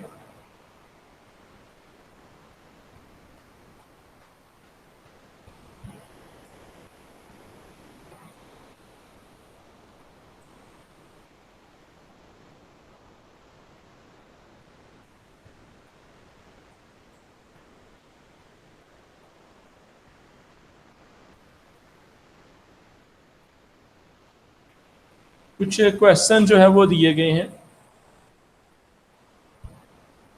जिनको जो है वो डिस्कस करना जो है वो ज़रूरी है ताकि आपका कॉन्सेप्ट इस हवाले से बन सके। पहला जो क्वेश्चन है वो है रिबेलिनियम tells us what could happen if there were too many people on earth. It's dark and foreboding, but splashes of dark humor can be found here and there. What does it do to the story? यानी इस हवाले से आप क्या बता सकते हैं कि ये जो बातें उसने की हैं कि जब एक वक्त आएगा कि लोगों के लिए जो है वो आबादी बहुत ज़्यादा हो जाएगी, हर तरफ जो है वो एक तरह से एक अंधेरा जो है वो छा जाएगा और humour can be found here and there, हर तरफ जो है वो एक ह्यूमर होगा, एक मजाक होगा, यानी रियल लाइफ जो है वो देखने में कम मिलेगी। तो इससे आप जो है वो क्या अखज़ कर सकते हैं? अगर तो आप जवाब देना चाहें तो मैं आपके जो है वो व्यूज़ हैं इस पे लेना चाहूँगा, लेकिन मेरा नहीं ख्याल कि आप में से ज़्यादातर लोग जो है वो इसके बारे में कुछ डिस्कस करना चाहेंगे। जी, क्या ख्याल है आपका मोहम्मद आदिल? इस क्वेश्चन के हवाले से क्या ख्याल है आपका? उर्दू में बता दीजिएगा।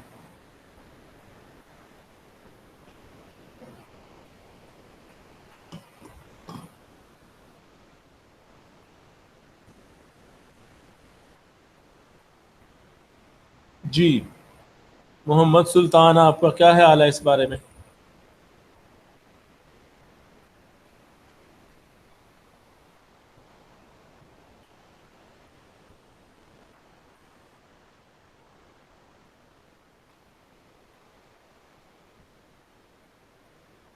मोहम्मद सुल्तान, मारिया, आप क्या कहेंगी इस बारे में?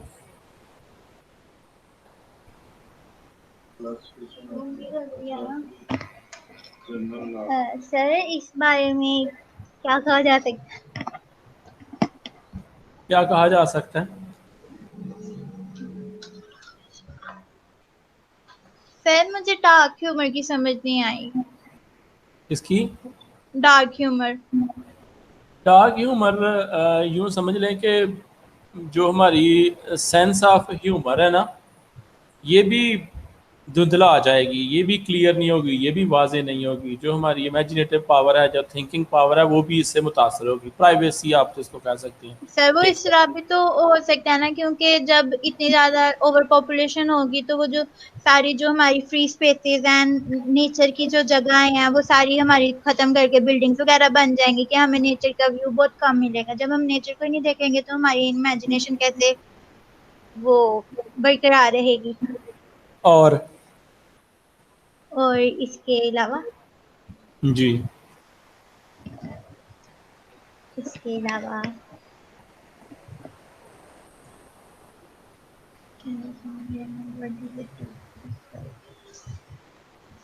सर इससे हमारा फ्यूचर प्रेडिक्ट भी हो रहा है ना, कि मतलब क्या क्या इफेक्ट होंगे ओवर पॉपुलेशन के सिवाय जगह के खत्म होने के अलावा, लोगों को कितना।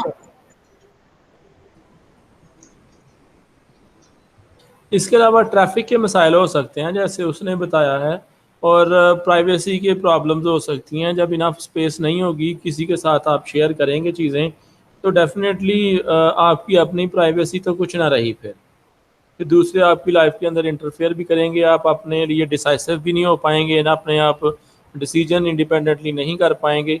तो मेयरली आप सिर्फ और सिर्फ जो है वो एक पपेट बन के रह जाएंगे, एक एक्टर बन के रह जाएंगे, एक यूँ कह सकते हैं कि एक रोबोट बन के रह जाएंगे जो दिन रात काम करते हैं, लेकिन जो फीलिंग्स हैं और जो आपकी थॉट्स हैं, इमेजिनेशन है, वो ना होने के बराबर हो जाएंगी। सर इसके अलावा ये भी तो हो सकता है ना कि मतलब ये जो अब 2 लड़के थे, इन लोगों ने एक तरफ से कर्टसी की कि उन 2 लड़कियों को निकाल दिया गया है तो हम उनको भी यहाँ पे जगह दे देते हैं, वो उनके सर पे पड़ गई। यहाँ पे लोग जो से उन्हें जायज फायदा उठाते हैं, मतलब उन्होंने उन दोनों की तो फेवर की, लेकिन उन्होंने इस बात को समझने की बजाय अपनी फैमिलीज को भी उधर लाना शुरू हो गए। तो हो सकता है उनकी फैमिलीज के लिए भी जगह ना हो कहीं, ये कर्टसी कर सकते हैं तो वो भी तो कर्टसी कर सकती थी ना। तो फिर सर ये तो यही हुआ ना, कर्टसी अपने सर पे पड़ गई। नहीं, वो तो इनको सोच लेना चाहिए था, या उनके साथ कुछ कंडीशंस तय कर लेते, लेकिन उन्होंने तो ऐसा किया। लेकिन आगे जारी बात है कि वो अकेली तो नहीं थी, उनके साथ उनकी फैमिलीज थी, तो फैमिलीज को कहाँ छोड़ती। तो उन्होंने सोचा कि अगर हमें पॉसिबल स्पेस मिल गई है तो चलें हम अकामोडेट कर ही लेते हैं इधर, जिसकी वजह से इनकी प्राइवेसी जो है वो इफेक्ट हुई, और ये भी जारी बात है उनके साथ इनको भी रहना पड़ा, जो इनके लिए ज़्यादा मुश्किल हो गई। और जी ठीक है, इसका नेक्स्ट क्वेश्चन देखते हैं। दूसरा क्वेश्चन था, landlords of millennium are greedy and grabbing, यानी लालची हैं ये लोग।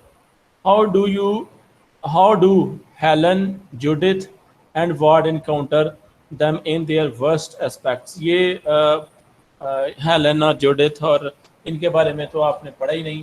वार्ड कैसे इनका मुकाबला करता है, इसको रहने दें, ये आपके सिलेबस में भी शामिल नहीं है ये वाला क्वेश्चन।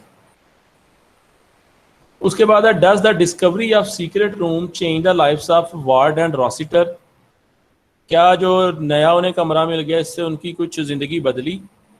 अब एक तरह से वो लैंडलॉर्ड अपने आप को फील करना शुरू हो गए, एक उनके अंदर ये फीलिंग आनी शुरू हो गई कि अब हम भी जो है वो बहुत बड़े लैंड ओनर बन गए हैं। और दूसरी फीलिंग ये थी कि एक ने उस पर जो है पैसिमिज्म शो किया जब उसके अंदर जो है वो वार्डरोब को डिस्ट्रॉय किया इन्होंने, और एक जो है वो उसके अंदर इस बात पे खुश हुआ कि हमारे पास जो है वो स्पेस काफ़ी ज़्यादा बन गई है। तो मिला जुला इफ़ेक्ट था उनके ऊपर, क्योंकि दो ही दोस्तों का यहाँ पे जो है वो रेफरेंस दिया गया है। तो लेकिन ये है कि नेचुरल ब्यूटी उन्होंने ख़त्म कर दी, या ब्यूटी का जो साइन था वो ख़त्म हो गया। ये भी कहा जा सकता है कि ये एक सिंबल है कि जो जो है वो आप नई से नई जो है वो बिल्डिंग्स और बनाते जाएंगे और लिविंग स्पेसेस बनाते जाएंगे, आप नेचुरल ब्यूटी को डिस्ट्रॉय करते जाएंगे। वैसे ही जो नेचुरल ब्यूटी है उसका ही यूज़ हुआ जा रहा है आजकल। पहाड़ों को तोड़ के रेत हासिल करके, पत्थर हासिल करके शहरों में आके लगाए जा रहे हैं, तो नेचुरल ब्यूटी को ख़राब किया जा रहा है। जितना फर्नीचर शहरों के अंदर बन के आ रहा है, ये जंगलों की लकड़ियों को और दरख्तों को जो है वो काटा जा रहा है और वहाँ पे उस ब्यूटी को ख़राब किया जा रहा है। तो इस सेंस में ये जो है वो है कि जैसे जैसे हम आगे बढ़ते जा रहे हैं, हम नेचुरल ब्यूटी से दूर होते जा रहे हैं या ब्यूटी से दूर होते जा रहे हैं। उसी तरह से ये क्वेश्चन भी उससे मिलता जुलता है, what is the significance of the wardrobe. Wardrobe की अहमियत क्या थी, ये आपकी बुक के अंदर भी इसका क्वेश्चन दिया गया है। तो वार्डरोब जो है वो ब्यूटी सिंबल है या नेचुरल ब्यूटी भी आप कह सकते हैं। तो उसी जो बात मैंने आपको पहले बताई है ना, सारी डिटेल यही है इसके अंदर लिखनी है। ये आगे फिफ्थ क्वेश्चन भी वैसा ही है, discovery of the room makes Ward and Rossiter powerful. How, नया कमरा उन्हें जब मिल गया है, उन्हें डिस्कवर कर लिया, तो इससे वो अपने आप को ताकतवर महसूस कर रहे हैं। क्यों? क्योंकि उनके पास नई स्पेस आ गई। वो समझ रहे हैं हम लैंड ओनर बन गए, हम इनके अंदर किसी और को भी अकोमोडेट कर सकते हैं, किसी और से भी रेंट ले सकते हैं, किराया ले सकते हैं। इस एरिया को, इस जगह को डिवाइड करके मज़ीद लोगों को हम जो है वो इधर अकोमोडेट करवा सकते हैं और उससे हम पैसा हासिल कर सकते हैं। यानी जिन लैंड ओनर को ये बुरा भला कहते थे उस स्टेज पे पहुंचे, तो ये भी वैसे ही हो गए। Though the ward discovers the secret room, soon he is made to feel like an interloper. How does this happen? कि जैसे ही उन्होंने अब एक नया कमरा जो है वो सीक्रेट रूम जो है वो डिस्कवर कर लिया है, तो अब वो एक इंटरलोपर बन गए हैं। यानी एक जिसको हम कह सकते हैं कि लैंड ओनर या लैंडलॉर्ड जो है वो बन गए हैं। ऐसा क्यों है? ऐसा इसलिए है कि जिसके पास भी अथॉरिटी आ जाती है, जिसको भी मौका मिलता है, वो तो ऐसा करता ही है। जिसको मौका नहीं मिलता वो दूसरों के ऊपर तनकीद करते रहते हैं। और शायद यूं कह लो कि करप्शन जैसे कहा जाता है कि उसने नहीं की जिसको मौका नहीं मिला, जिसको मौका मिलता है वो बात नहीं आता। लेकिन सारी दुनिया ऐसी भी नहीं है, बेहतर वही लोग हैं जो मौका मिलने के बावजूद भी ऐसा काम नहीं करते। तो उसने बताया है कि वक्त आएगा जब इंसान जो है वो वही इंसान जो आज इंसान की बात कर रही है, वही इंसानियत को छोड़ के मटीरियलिज्म पे आ जाएगी। वो अपना ज़ाती फ़ायदा सोचेंगे, वो दूसरों को इससे क्या नुकसान होता है या दूसरों की क्या मजबूरियां, उनके ऊपर ख्याल नहीं करेंगे। यही लोग जब पहले थे तो उनको बुरा कहते थे। यानी यूँ कह रहे हैं जैसे एक बहू जो है वो जब तक बहू होती है तो वो कहती है मुझे सास अच्छी नहीं मिली, और जब वो सास बनती है तो कहती है मुझे बहू अच्छी नहीं मिली। ठीक है, तो ये समझ लें वही सीन है यहाँ पर। जी, आज के लेक्चर के हवाले से और कोई बात आपने पूछनी है तो पूछ सकते हैं।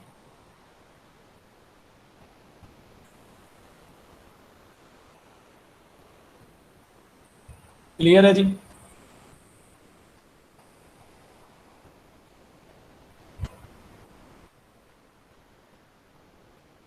जी स्टूडेंट्स, अच्छा मैं व्हाट्सअप करवा देता हूँ अभी। ये मोहम्मद सुल्तान का व्हाट्सअप कर दें, अभी जो है वो मैं ये व्हाट्सअप करवा देता हूँ।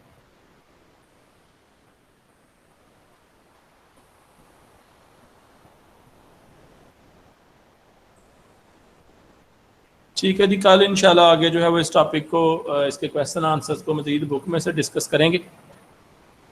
तो इसकी तैयारी भी किया करें भाई, पढ़ा करें। और ऐसे आप लोगों ने लिखा ही नहीं, सिंपल सा टॉपिक दिया था आपको, corona virus and our responsibility, current affairs के ऊपर ये टॉपिक है, लिख सकते हैं आप लोग, तो ज़रूर लिखें भाई। मैं तो आप लोगों को जो है वो कन्विंस ही कर सकता हूँ। जी वालेकुम सलाम। मैं तो आप लोगों को कन्विंस ही कर सकता हूँ। सर मुझे आपसे ऐसे के बारे में पूछना है, मैंने आपको व्हाट्सएप भी किया है। आपने मुझे ऐसे व्हाट्सएप किया अभी किया? आपने मुझे ऐसे व्हाट्सएप किया? Yes sir. अभी किया? जी तकरीबन 2:30 बजे किया था। जी मुझे मिल गया है, मैं अभी चेक करके आपको रिस्पांस दूंगा, क्योंकि वो मिला ही था जब ये लेक्चर स्टार्ट हो चुका हुआ है। सर मुझे उसने आपसे पूछना कि हम जो स्टेप्स हम मिला ही था जब ये लेक्चर स्टार्ट हो चुका हुआ है। सर मुझे आपसे पूछना था, क्या हम उसमें पॉइंट्स जो होते हैं आउटलाइंस तो देते हैं हम, लेकिन उसके बाद अगर कोई पॉइंट आ जाए जो स्टेप्स टेकन है उस मैटर के हवाले से, तो हम उनको भी लिख सकते? मुझे आपकी बात जो है वो रुक रुक के आपकी जो है आवाज़ आ रही है, जिसकी वजह से प्रॉपर समझ नहीं आई। लेकिन अगर आपका इसका मतलब ये है कि हम हेडिंग देना चाहते हैं तो हेडिंग नहीं देनी आप लोगों ने। सर हेडिंग नहीं, पॉइंट्स जो होते हैं तो जिसको डॉट लगा के लिखा जाता है एक लाइन बस। डॉट लगा के लिखा जाता है, हम वो तो डायलॉग की फॉर्म में आ जाता है ना, जिसको आप कोलन कह रही हैं, डबल डॉट जो आता है उसकी बात कर नो रही हैं। सर वो नहीं सर, जिस तरह नो सर, जिस तरह अब कोविड-19 था तो उसमें से गवर्नमेंट ने जो स्टेप दिए हैं कोविड-19 की जो चैलेंजेस था उसको रिड्यूस करने के लिए, कोशिश तो हम करें कि challenges ऐसे जब जब, लिखेंगे हाँ तो मैं समझ गया हूँ अब आपकी बात। कोशिश करें कि जितने भी आपने लिखने हैं ना, ये आप पैराग्राफ की फॉर्म में लिखें तो ज़्यादा बेहतर है। इसको जो है वो आपने शॉर्ट लिस्टेड करके नहीं लिखना, वो ज़्यादा इफेक्टिव नहीं होता। पैराग्राफ बनाएं उसके और अपनी वर्डिंग यूज़ करें, वो ज़्यादा बेहतर होगा। ये आपके लिए और ज़्यादा बेहतर हो जाएगा कि जितने ज़्यादा पॉइंट्स हैं उतने ज़्यादा उनके आप पैराग्राफ्स बना सकते हैं, अगर आप मज़ीद थोड़ी सी डिटेल ऐड करें उसके अंदर। Thank you sir. जी ठीक है, अल्लाह हाफिज़।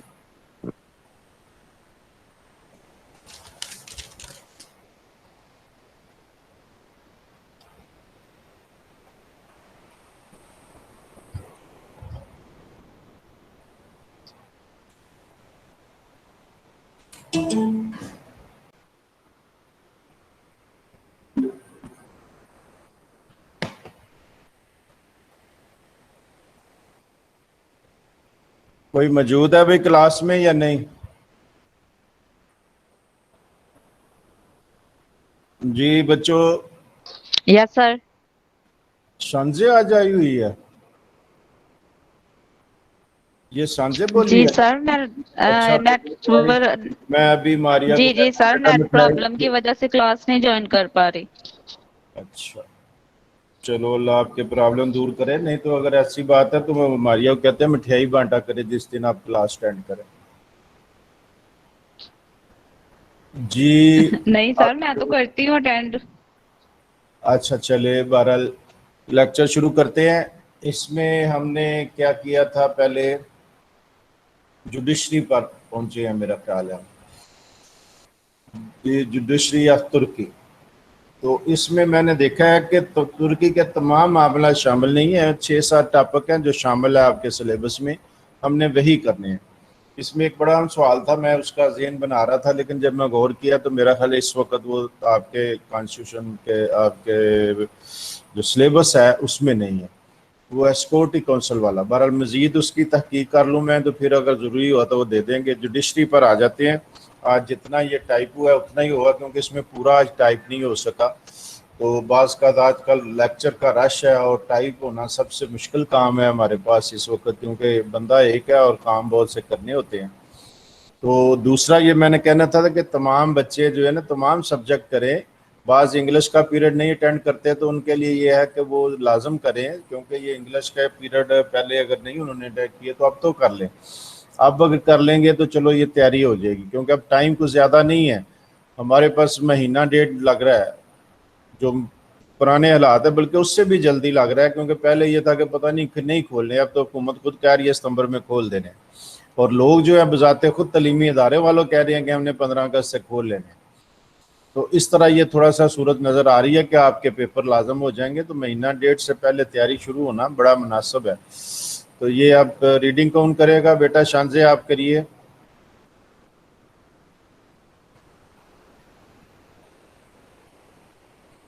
The prime importance is given to the independence of judiciary in the new constitution of Turkey. The judges are supposed to discharge their duties in accordance to the constitution and their personal conviction, conferring with the law. No individual or group or authority can interfere in the judicial procedure.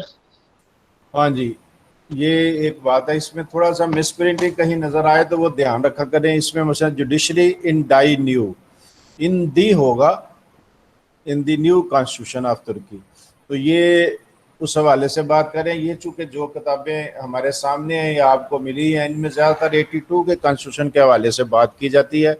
अब ये इस पर नई development हो चुकी है, जो मैंने कल भी आपको बताई थी कि जुडिशरी में भी कुछ चेंजिंग आई हैं। अगरचे उसमें शुरू में उन्होंने तुर्की का जो नया सेटअप बनाया 3 साल पहले जो रेफरेंडम हुआ है, तो उसमें उन्होंने ये कहा है कि इंडिपेंडेंस ऑफ जुडिशरी पर बड़ा जोर दिया है कि जी हाँ जी इस पे पूरी तरह हामी है, इसमें कोई कमी नहीं करेंगे। लेकिन ये कहते कहते फिर थोड़ा बहुत कर ही जाते हैं कोई ना कोई हाथ, तो हाथ तो नहीं किया। बेसिकली उसमें था कि उन्होंने इख्तियारात तो उसी तरह बरकरार रखे हैं, लेकिन ये किया है कि 23 गालबन सुप्रीम कोर्ट के जज होते थे, उन्हें कम करके 13 कर दिया गया। नंबर ऑफ जजेस जो है ना हायर जुडिशरी में वो कम कर दिए गए। बाकी उनका तकरीबन इंडिपेंडेंस ऑफ जुडिशरी पर उन्होंने नया इनमें भी जोर दिया है। 82 में ऑलरेडी है कि बहुत अहमियत दी गई थी। तो are supposed to discharge their duties in accordance to the constitution, उसका ये कि उनसे उम्मीद की जाती है वो कॉन्स्टिट्यूशन के मुताबिक अपनी ड्यूटियां अदा करेंगे और पर्सनल अपनी इन्वॉल्वमेंट जो है उसमें नहीं होने देंगे। तो कोई ग्रुप कोई अथॉरिटी उन्हें मुतासर नहीं कर सके, जुडिशल प्रोसीजर को मुतासर नहीं कर सकेगा। ये मेन पैराग्राफ का मुराद है। नेक्स्ट आप आगे चले, कैरेक्टरिस्टिक्स हम करने लगे। जी जी बेटा जल्दी जल्दी भाई रीडिंग जल्दी जल्दी किया करें।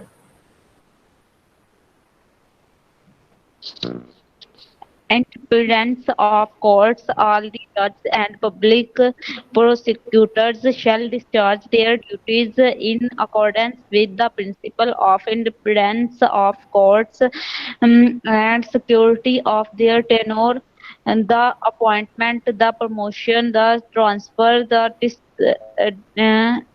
disciplinary proceeding and penalties, the dismissal and the retirement of the judge and public prosecutor shall be regulated by law, the accordance with the principle of the independence of courts, of security and tenure of the judge.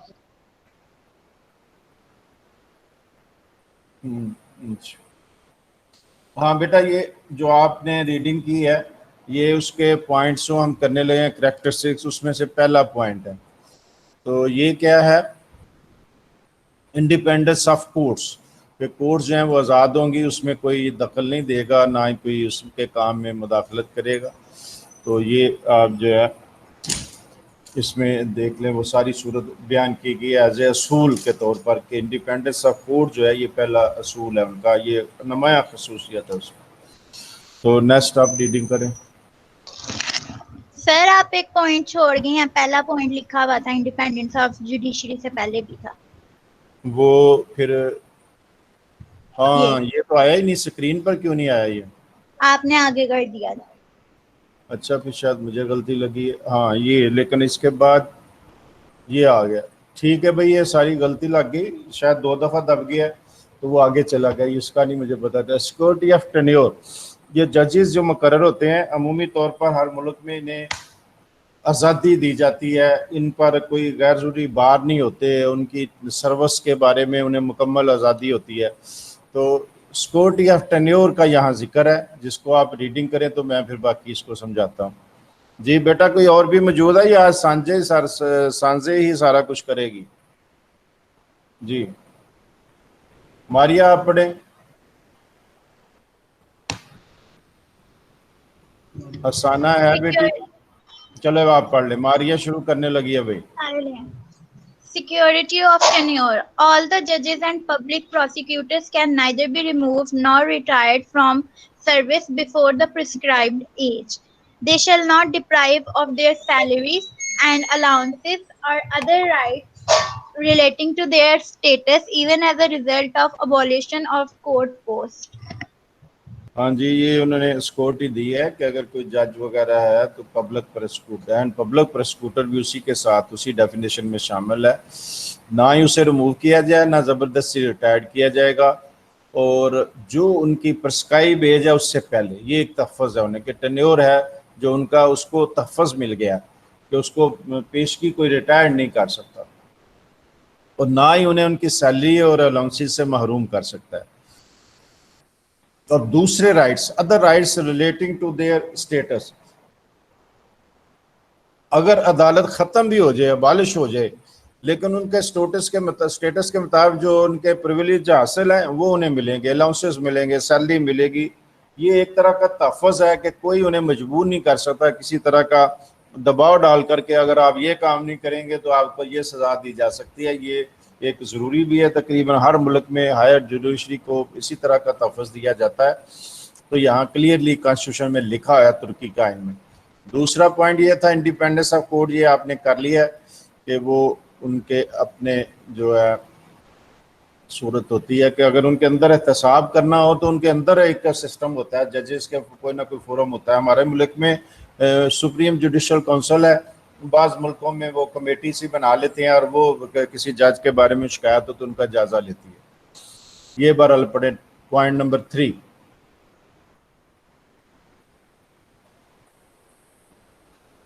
हाँ भाई कौन कौन मौजूद है? शानजे बेटा आप पढ़ लें। Retirement of judges. No judge or public prosecutor shall be retired from his professional post until he reaches the age of 65 years. He can enjoy all privileges in accordance with law and the constitution of the country. हाँ जी, एक और आ गया retirement जो है, retirement जो है नहीं की जा सकता। ये पहले भी आ गया लेकिन दोबारा रिपीट हो रहा है।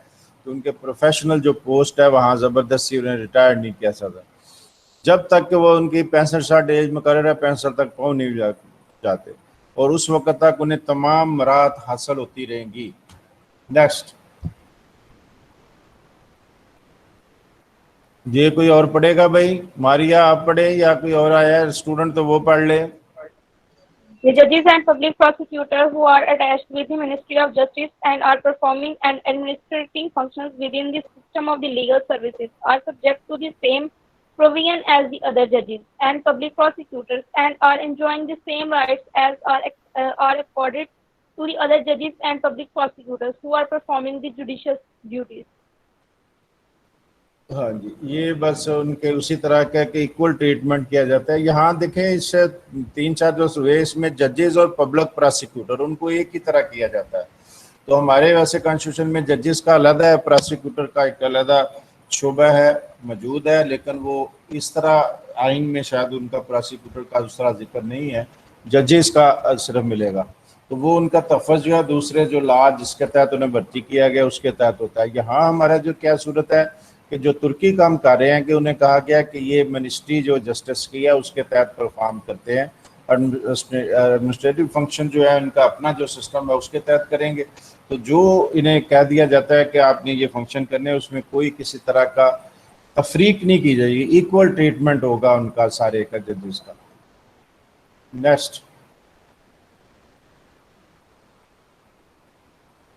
जी बेटा पढ़े। All prosecution is done in the open session in which the parties are given full opportunities to defend themselves and to engage their counsels. Hearing of certain cases is held the closed door session if the matters involve the public morality or public security. The decisions of all courts are made in writing with a statement of justification and evidence. It is the duty of the judiciary to conclude trial as quickly as possible and with minimum cost. Special provisions are provided in the law with respect to trial of minors. हाँ जी, ये तकरीबन सारे मुल्कों में ये तरीक़ेकार मौजूद है, लेकिन कॉन्स्टिट्यूशन में प्रोसीजर का उन्होंने जिक्र कर दिया है। तो उसके करने का मतलब है कि ये राइट हासिल हैं। कौन से? आप देखें कि all prosecution done in the open session, ये ओपन कोर्ट में होगी। हमारे मुल्क में भी ओपन कोर्ट में होता है, जज बैठा होता है, वकला बहस करते हैं, पीछे वकील भी बैठे हैं मुख्तलिफ केसों में जो आए हुए हैं, वो पब्लिक में उनसे बाज लोग बैठे होते हैं, वो सुन रहे होते हैं केस को। तो इसको क्या कहते हैं? Open session. कि ये कोई क्लोज डोर नहीं है। क्लोज डोर होगा तो वो कहेंगे जी ये कोई ख़ास किस्म का केस है, पब्लिक मोरालिटी के ख़िलाफ़ है या नेशनल सिक्योरिटी से मुतल्लिक़ है, तो उसको क्लोज डोर बात होगी। अदरवाइज ओपन सेशन हर एक किसी को मिलेगा। तो दोनों पार्टियों को क्या हक हासिल है? Given opportunity to defend themselves, तो वो उसको अपने आप को खुद दफा करें, अपना वकील मुकर्रर कर लें। तो वो वकील मुकर्रर करके अपने केस की बहस करवाएं या उसके ज़रिए अपनी बात बचाएं। तो hearing of certain cases held the close door session, वो मैंने पहले जिक्र कर दिया। कोई अखलाकी सी मसला हो, कोई नेशनल सिक्योरिटी का मसला हो, तो वो कह देते हैं। आप सुप्रीम कोर्ट की कार्रवाई अक्सर अखबारों में खबरों में आती रहती है, तो उसमें कहते हैं जी फलां जो हिस्सा है वो कहते हैं जी ये अपना चैम्बर में जज सब सुनेंगे या ये बाहर निकाल देंगे, बाकी सबको कहेंगे जी कोर्ट में आप सुनाएं, लेकिन ये ओपन डोर नहीं है, ये क्लोज डोर है, कोई ख़ास हिस्सा जो वो रोक देंगे। तो उसकी कुछ वजूहात होंगी। अदरवाइज ये एक जनरल प्रोविजन है कि ओपन सेशन में सारी अदालती कार्रवाई होती है। If the matter involve the public morality and public security, ये ऑलरेडी बात आ गई है कि अगर होगी तो फिर क्लोज डोर होगा। Decision of all courts are made in writing, कि तमाम अदालती कार्रवाई लिखी जाएगी with statements of justification and evidence, कि जो उन्होंने जस्टिफिकेशन दी है वो रिटन भी लिखा जाएगा कि क्या वो कह रहे हैं, और उसके बाद एविडेंस जो दे रहे हैं वो भी लिखी जाएगी। इसी it is the duty of the judiciary to conclude trial as quickly as possible, तो अदालत की जिम्मेदारी ठहरेगी वो जितनी जल्दी केस का फैसला कर सकते हैं करें। अमूमन हमारे मुल्क में तो पहले इतना तमाम नहीं होता था, तो अब लाखों केस फंसे हुए, लेकिन अब पिछले कुछ सालों से हमारी जुडिशरी भी कोशिश करती है कि वो टारगेट सा होता है जजेस के पास कि इतने अरसे को केस को इतने अरसे में, फलां केस को इतने अरसे में करें। तो अब निस्बतन सालों पहले जो प्रैक्टिस उसकी जगह जल्दी तेज़ी से हो रहे हैं, तो जल्दी जल्दी फैसले होंगे तो इंसाफ तभी मिलेगा लोगों को। तो उसकी निस्बत अब ये तेज़ी आ गई है। अभी और भी कुछ ट्रायल हुआ है पिछले जो चीफ जस्टिस है उन्होंने जो आपकी कोर्ट्स हैं वो भी शुरू की थी, स्पीडी कोर्ट्स की थी, मर्डर केस हद तक के चंद दिनों में फैसले हो गए थे। तो इस तरह की जो सूरत हाल हो, इसमें क्या है कि एक एहसास सा होता है हर माशरे में कि जल्दी फैसला होना चाहिए। तो यहाँ वैसे क्या बात है कि जुडिशरी की जिम्मेदारी ठहराई गई है, कोई ऊपर से नाफज नहीं किया फलां केस इतने अरसे में करें और फलां इतने में, कि जुडिशरी को इस बात का जिम्मेदार ठहराया गया कि कोई जितनी जल्दी केसों के फैसले कर सकती है करे। एंड मिनिमम कास्ट, ये बड़ा मसला है इंसाफ की फराहमी में कि कास्ट बहुत बढ़ जाती है। वो हर मुल्क में है, जहाँ भी वकला का निज़ाम है, सब कुछ है, तो अब कास्ट बहुत ज़्यादा हो जाती है। इसको मिनिमाइज करने के लिए जो कर सकती है कोर्ट उसको करना होगा। Special provision are provided in the law with respect to trial of minor, छोटे बच्चे जो होते हैं, माइनर्स जो होते हैं, जेवलिन कोर्ट्स हमारे मुल्क में, जेवलिन लॉज हमारे मुल्क में मौजूद हैं, जो छोटे बच्चे उनके केस कैसे डील करने हैं। तो बाज़ इस यहाँ कॉन्स्टिट्यूशन में उन्होंने जिक्र कर दिया कि माइनर का ट्रायल जो है वो खुसूसी तौर पर देखा जाएगा, उसके लिए लॉ उन्होंने ऑलरेडी प्रोवाइड किया होगा उसके तहत। तो उसके लिए जिक्र आ गया कि उन्हें ये तहफ़्फ़ुज़ हासिल है कि उनका कानून जो है आम कानून के तहत नहीं होगा, माइनर्स का जो खसूसी उनके लिए लॉ है उसके हवाले से होगा। ये बात आ गई इस पैराग्राफ के हवाले। ऑर्गेनाइजेशन जी रीडिंग करें भाई।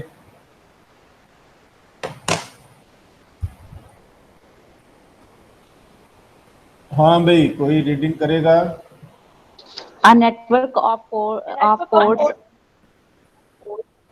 जी, and justice and constitutional courts, military courts is operating in Turkey. Mm, and the judicial procedure is based on the rule of law, and all disputes and controversies of controversies of technical nature. technical nature are sorted under it, while is distinct set of courts exist of deciding the cases involving armed force. The constitutional courts exercise the power to examine all constitutional amendments in order to ensure that these do not to conflict with the constitution. अब ये जो मैं बार बार कहता हूँ, मैं कभी भी नहीं टोकूंगा तलफ़्फ़ुज़ की गलतियों से, लेकिन ये चूंकि आप मशक नहीं करते इसलिए गलतियाँ काफ़ी सारी हो रही हैं, लेकिन उसको आप मशक से दूर क्या करें। अगर मटीरियल मिल गया उसकी थोड़ी मशक कर लें। मैं बार बार हर स्टूडेंट को यही कहता हूँ कि आजकल तो इतनी डिक्शनरियाँ अवेलेबल हैं गूगल पर, वो कोई ना कोई आप सब्सक्राइब कर लें। उसमें बाज़ अल्फाज जो है उनकी अदायगी का तरीका भी आपको सुनेंगे, साउंड का पता चलेगा। बास के मुश्किल मैंने सुनेंगे तो ये आपको इम्प्रूव करेगा। हमारे दौर में तो ये बड़ी मुश्किल बात होती थी कि हमें पता ही नहीं चलता था कि क्या किससे रहनुमाई लें। तो ये आपके लिए बड़ी आसानी है, घर बैठे आप डिक्शनरी से देख लिया करें बात चीज़ें, तो आपकी ये सबकी बेहतर हो जाएगी। तो ये आप आ जाते हैं ऑर्गेनाइजेशन के बारे में जिक्र आ गया। एक network of courts of justice, एक नेटवर्क है पूरा तुर्की में। कॉन्स्टिट्यूशन कोर्ट है, हमारे मुल्क में कॉन्स्टिट्यूशन कोर्ट अलहदा नहीं है, सुप्रीम कोर्ट का बेंच ही एक अलहदा बनेगा। कोई कॉन्स्टिट्यूशन केस आए तो उसे कहते हैं जी अलहदा बेंच जो सुन रहा है, फुल बेंच सुन रहा है, फलां सुन रहा है, फलां सुन रहा है। लेकिन वहाँ बाकायदा एक कॉन्स्टिट्यूशनल कोर्ट है, सुप्रीम कोर्ट का एक हिस्सा ही है, लेकिन अलहदा है कि जो भी कॉन्स्टिट्यूशनल मैटर आएगा वो उसमें जाएगा। मिलिट्री, अब लीग मिलिट्री भी साथ में कहेगा, अगर मिलिट्री के मामले है तो वो भी अलहदा सेटअप उसमें मौजूद होगा। कोर्ट्स इन ऑपरेशन इन तुर्की, दोनों का जिक्र आ गया कि दोनों तरह की कॉन्स्टिट्यूशनल भी और मिलिट्री कोर्ट्स दोनों ऑपरेट कर रही हैं तुर्की में। The judicial procedure based on the rule of law. Rule of law बुनियादी असूल है कि कानून सब के लिए एक जैसा है, किसी के लिए कोई तफरीक नहीं है। And all disputes and controversies of technical nature are settled under it with a distinct set of courts, कि जिस तरह की कोर्ट हो वो रूल ऑफ लॉ के कानून के तहत ही होगा कि सबको एक जैसा सलूक होगा डिस्प्यूट और कंट्रोवर्सी को रिजॉल्व करने के लिए। तो इसलिए exist for deciding the cases involving armed forces. अब आर्मड फोर्सेस के लिए मैंने अभी जिक्र किया था कि वहाँ उसके अलावा मिलिट्री कोर्ट्स भी मौजूद हैं। मिलिट्री के रूल है, एक बहुत ज़बरदस्त हिस्ट्री है उनकी मुल्क में मुदाखलत करने की, तो मिलिट्री इनकलाब भी वहाँ आते रहते थे, इसलिए उसके लिए उन्होंने रखा हुआ है प्रोसीजर के उसके अलहदा मामलात को सेटल करते हैं। Constitutional court examine the power to examine all constitutional amendments. जो अमेंडमेंट आती हैं उसको कॉन्स्टिट्यूशनल जो कोर्ट्स हैं वो जायज़ा लेती हैं क्या ये आइन के ख़िलाफ़ तो नहीं है, उसकी बेहतरी के लिए हों, उसको अच्छे तरह इम्प्लीमेंट करने के लिए हों, तो कोई कुछ नहीं कहता। लेकिन ये एक रखा हुआ उन्होंने सिलसिला के कॉन्स्टिट्यूशनल अमेंडमेंट जो भी हों उसका जायज़ा ले सकें। और ये एक तरह की जुडिशल रिव्यू है। मैं पहले भी कई दफ़ा जिक्र कर चुका हूँ कि जब किसी फाइनल लेजिस्लेचर के फैसले के बाद कोई कानूनी नाफज करने के बाद अदालतें जायज़ा ले तो उसको कहते हैं जुडिशल रिव्यू है। वो अगर कह दें ये आइन के ख़िलाफ़ है, ये जुडिशल रिव्यू है, और वो कहते हैं जिसमें ये अमेंडमेंट गलत है, ये अमेंडमेंट इस तरह कर लें तो आइन के मुताबिक है, तो ये भी जुडिशल रिव्यू है। तो जुडिशल रिव्यू के पावर को उन्होंने ये किया हुआ है कि कॉन्स्टिट्यूशनल कोर्ट ये अलहदा बना दी हुई है ताकि वो अलहदा जायज़ा ले कि क्या मामला है, कौन सा कानून जो है आइन के मुताबिक, कौन सा नहीं। In order to ensure that these do not to conflict with the constitution. वही बात हो गई कि कॉन्स्टिट्यूशन के खिलाफ कोई बात ना आ सके। तो ये एक तरह का उन्होंने इंश्योर करने की कोशिश की है कि जुडिशरी जो है वो मुहाफ़िज़ है कॉन्स्टिट्यूशन की। अगरचे आपके पिछले कॉन्स्टिट्यूशन पढ़े थे 82 के कॉन्स्टिट्यूशन में है कि पिछले किसी लेक्चर में हमने किया है कि president is the guardian of the constitution. ये उन्होंने रवायती एक फ़िक्रा लिखा हुआ है हालांकि सदर के फैसले भी कोर्ट में जा सकते हैं अगर, तो फिर सदर तो गार्डियन है ना, वह सदर की ओवरऑल ड्यूटी है कि वो बाकी उसके मुताबिक सारे लोग आइन की खिलाफ वर्जी ना करें और आइन पर अमल करें। इस हवाले से उसे कह दिया गया है कि आप गार्डियन, असल गार्डियन जो है वो कोर्ट ही होती है जब वो कहती है जी आइन के मुताबिक नहीं है। तो यहाँ तो बाकायदा एक कॉन्स्टिट्यूशनल अमेंडमेंट अगर आएगी तो उसका जायजा कॉन्स्टिट्यूशनल कोर्ट ने लाजम लेना है। तो लेने के बाद वो कहती है कि जनाब ये एक आइन के मुताबिक नहीं है, कन्फ्लिक्ट है दोनों में, तो वो फिर जो कॉन्स्टिट्यूशन कहता है उसके उस पर अमल होगा। ये जुडिशियल रिव्यू की एक अच्छी मिसाल होगी। जी बेटा, किसी ने कोई सवाल किया है? नेक्स्ट जी बेटा, अब ये जो बात है ऑर्गेनाइजेशन तक अभी टाइप हुआ है, बाकी अभी टाइप नहीं हुआ। आगे इसके जो सवाल है मैं निस्बतन थोड़ा सा जिक्र कर देता हूँ कि इसके आगे जो अपील की कोर्ट है उनका जिक्र है। उसमें लोअर कोर्ट से जैसे हमारे मुल्क में जाते हैं, लोअर कोर्ट फैसला करते हैं तो हाई कोर्ट में केस जाता है, तो हाई कोर्ट के बाद सुप्रीम कोर्ट में जाता है। तो वहाँ ये है कि हाई कोर्ट, तो हाई कोर्ट के बाद appeal court of high court के, हाई कोर्ट के फैसलों के खिलाफ अपील जाएगा तो वो सुप्रीम कोर्ट नहीं कहते, appeal court of high court, तो हाई कोर्ट के फैसलों के खिलाफ जिसमें जा सकता है। उसके अलावा military appeal court, military court के फैसलों के खिलाफ जाएंगे तो मिलिट्री कोर्ट में फैसले जाएंगे, मिलिट्री अपील कोर्ट में। इस तरह की उनकी ऑर्गेनाइजेशन है। तो उसका मतलब मुराद ये है कि उन्होंने हर चीज़ को अलहदा ट्रीट करने की कोशिश की है। दो मसले उनकी हिस्ट्री के मुताबिक बहुत अहम है। एक मिलिट्री के साथ ट्रीट करना, उसको उन्होंने इस तरह रखा है कि बड़ी जो अदालतों में बात का केस आते हैं तो वो स्कैंडलाइज किस्म की स्टोरियाँ निकलती हैं, तो उसको उन्होंने मिलिट्री कोर्ट टाइप बना दिया, अपील कोर्ट। कि मिलिट्री से मुतल्लिका मामले हो तो वहाँ हो ताकि अदारे की साख जो है वो मजरू ना हो, उसके हवाले से कोई बात ना हो और बड़े एहतियात से केस किए जाए। तो ये अच्छी बात है, बुरी बात नहीं है। एक एहतसाब का निज़ाम होना चाहिए, एक अकाउंटेबिलिटी का निज़ाम होना चाहिए, तो वो ऑलरेडी है। दूसरा हम ये देख रहे हैं जुडिशरी के बारे में पढ़ रहे हैं तो मुझे ये कहीं नहीं नज़र आया कि इन्होंने हमारे मुल्क की तरह सुप्रीम जुडिशल काउंसिल बनाई है जो conduct of the supreme judiciary जो उसको देखती है। हमारे मुल्क में है, किसी भी हाई कोर्ट और सुप्रीम कोर्ट के जज के बारे में किसी को कोई कंप्लेंट हो तो वो रेफरेंस भेजता है, सदर को शिकायत हो तो वो भी रेफरेंस भेजता है।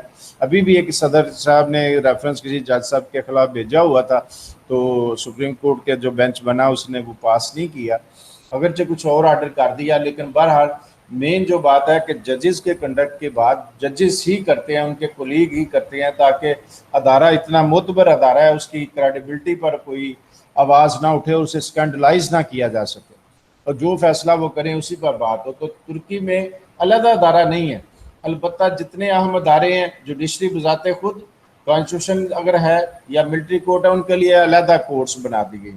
लेकिन जुडिशरी के लिए एक कमेटी सी वो बनाते हैं कि ये फलां मामला किसी जज के खिलाफ आया तो इस पर बात करें, तो वही उस पर थोड़ा फैसला ले लेते हैं। वो इन हाउस किस्म की उनकी जो आपस में तकसीम है उसके मुताबिक कर लें। सुप्रीम जुडिशल काउंसिल वहाँ मौजूद नहीं है। ये अगली थोड़ा सा रह गया जो इस लेक्चर में से वो उसका हिस्सा है, अगर कभी दोबारा अगर टाइप हुए तो उसमें मैं टाइप भी करवा दूंगा, आपके बुक भी है। दूसरा इसमें कुछ अमेंडमेंट जो आई हैं, जो जिस तरह मैं हर एक चीज़ में जिक्र कर रहा हूँ कि तुर्की में अमेंडमेंट आ चुकी हैं।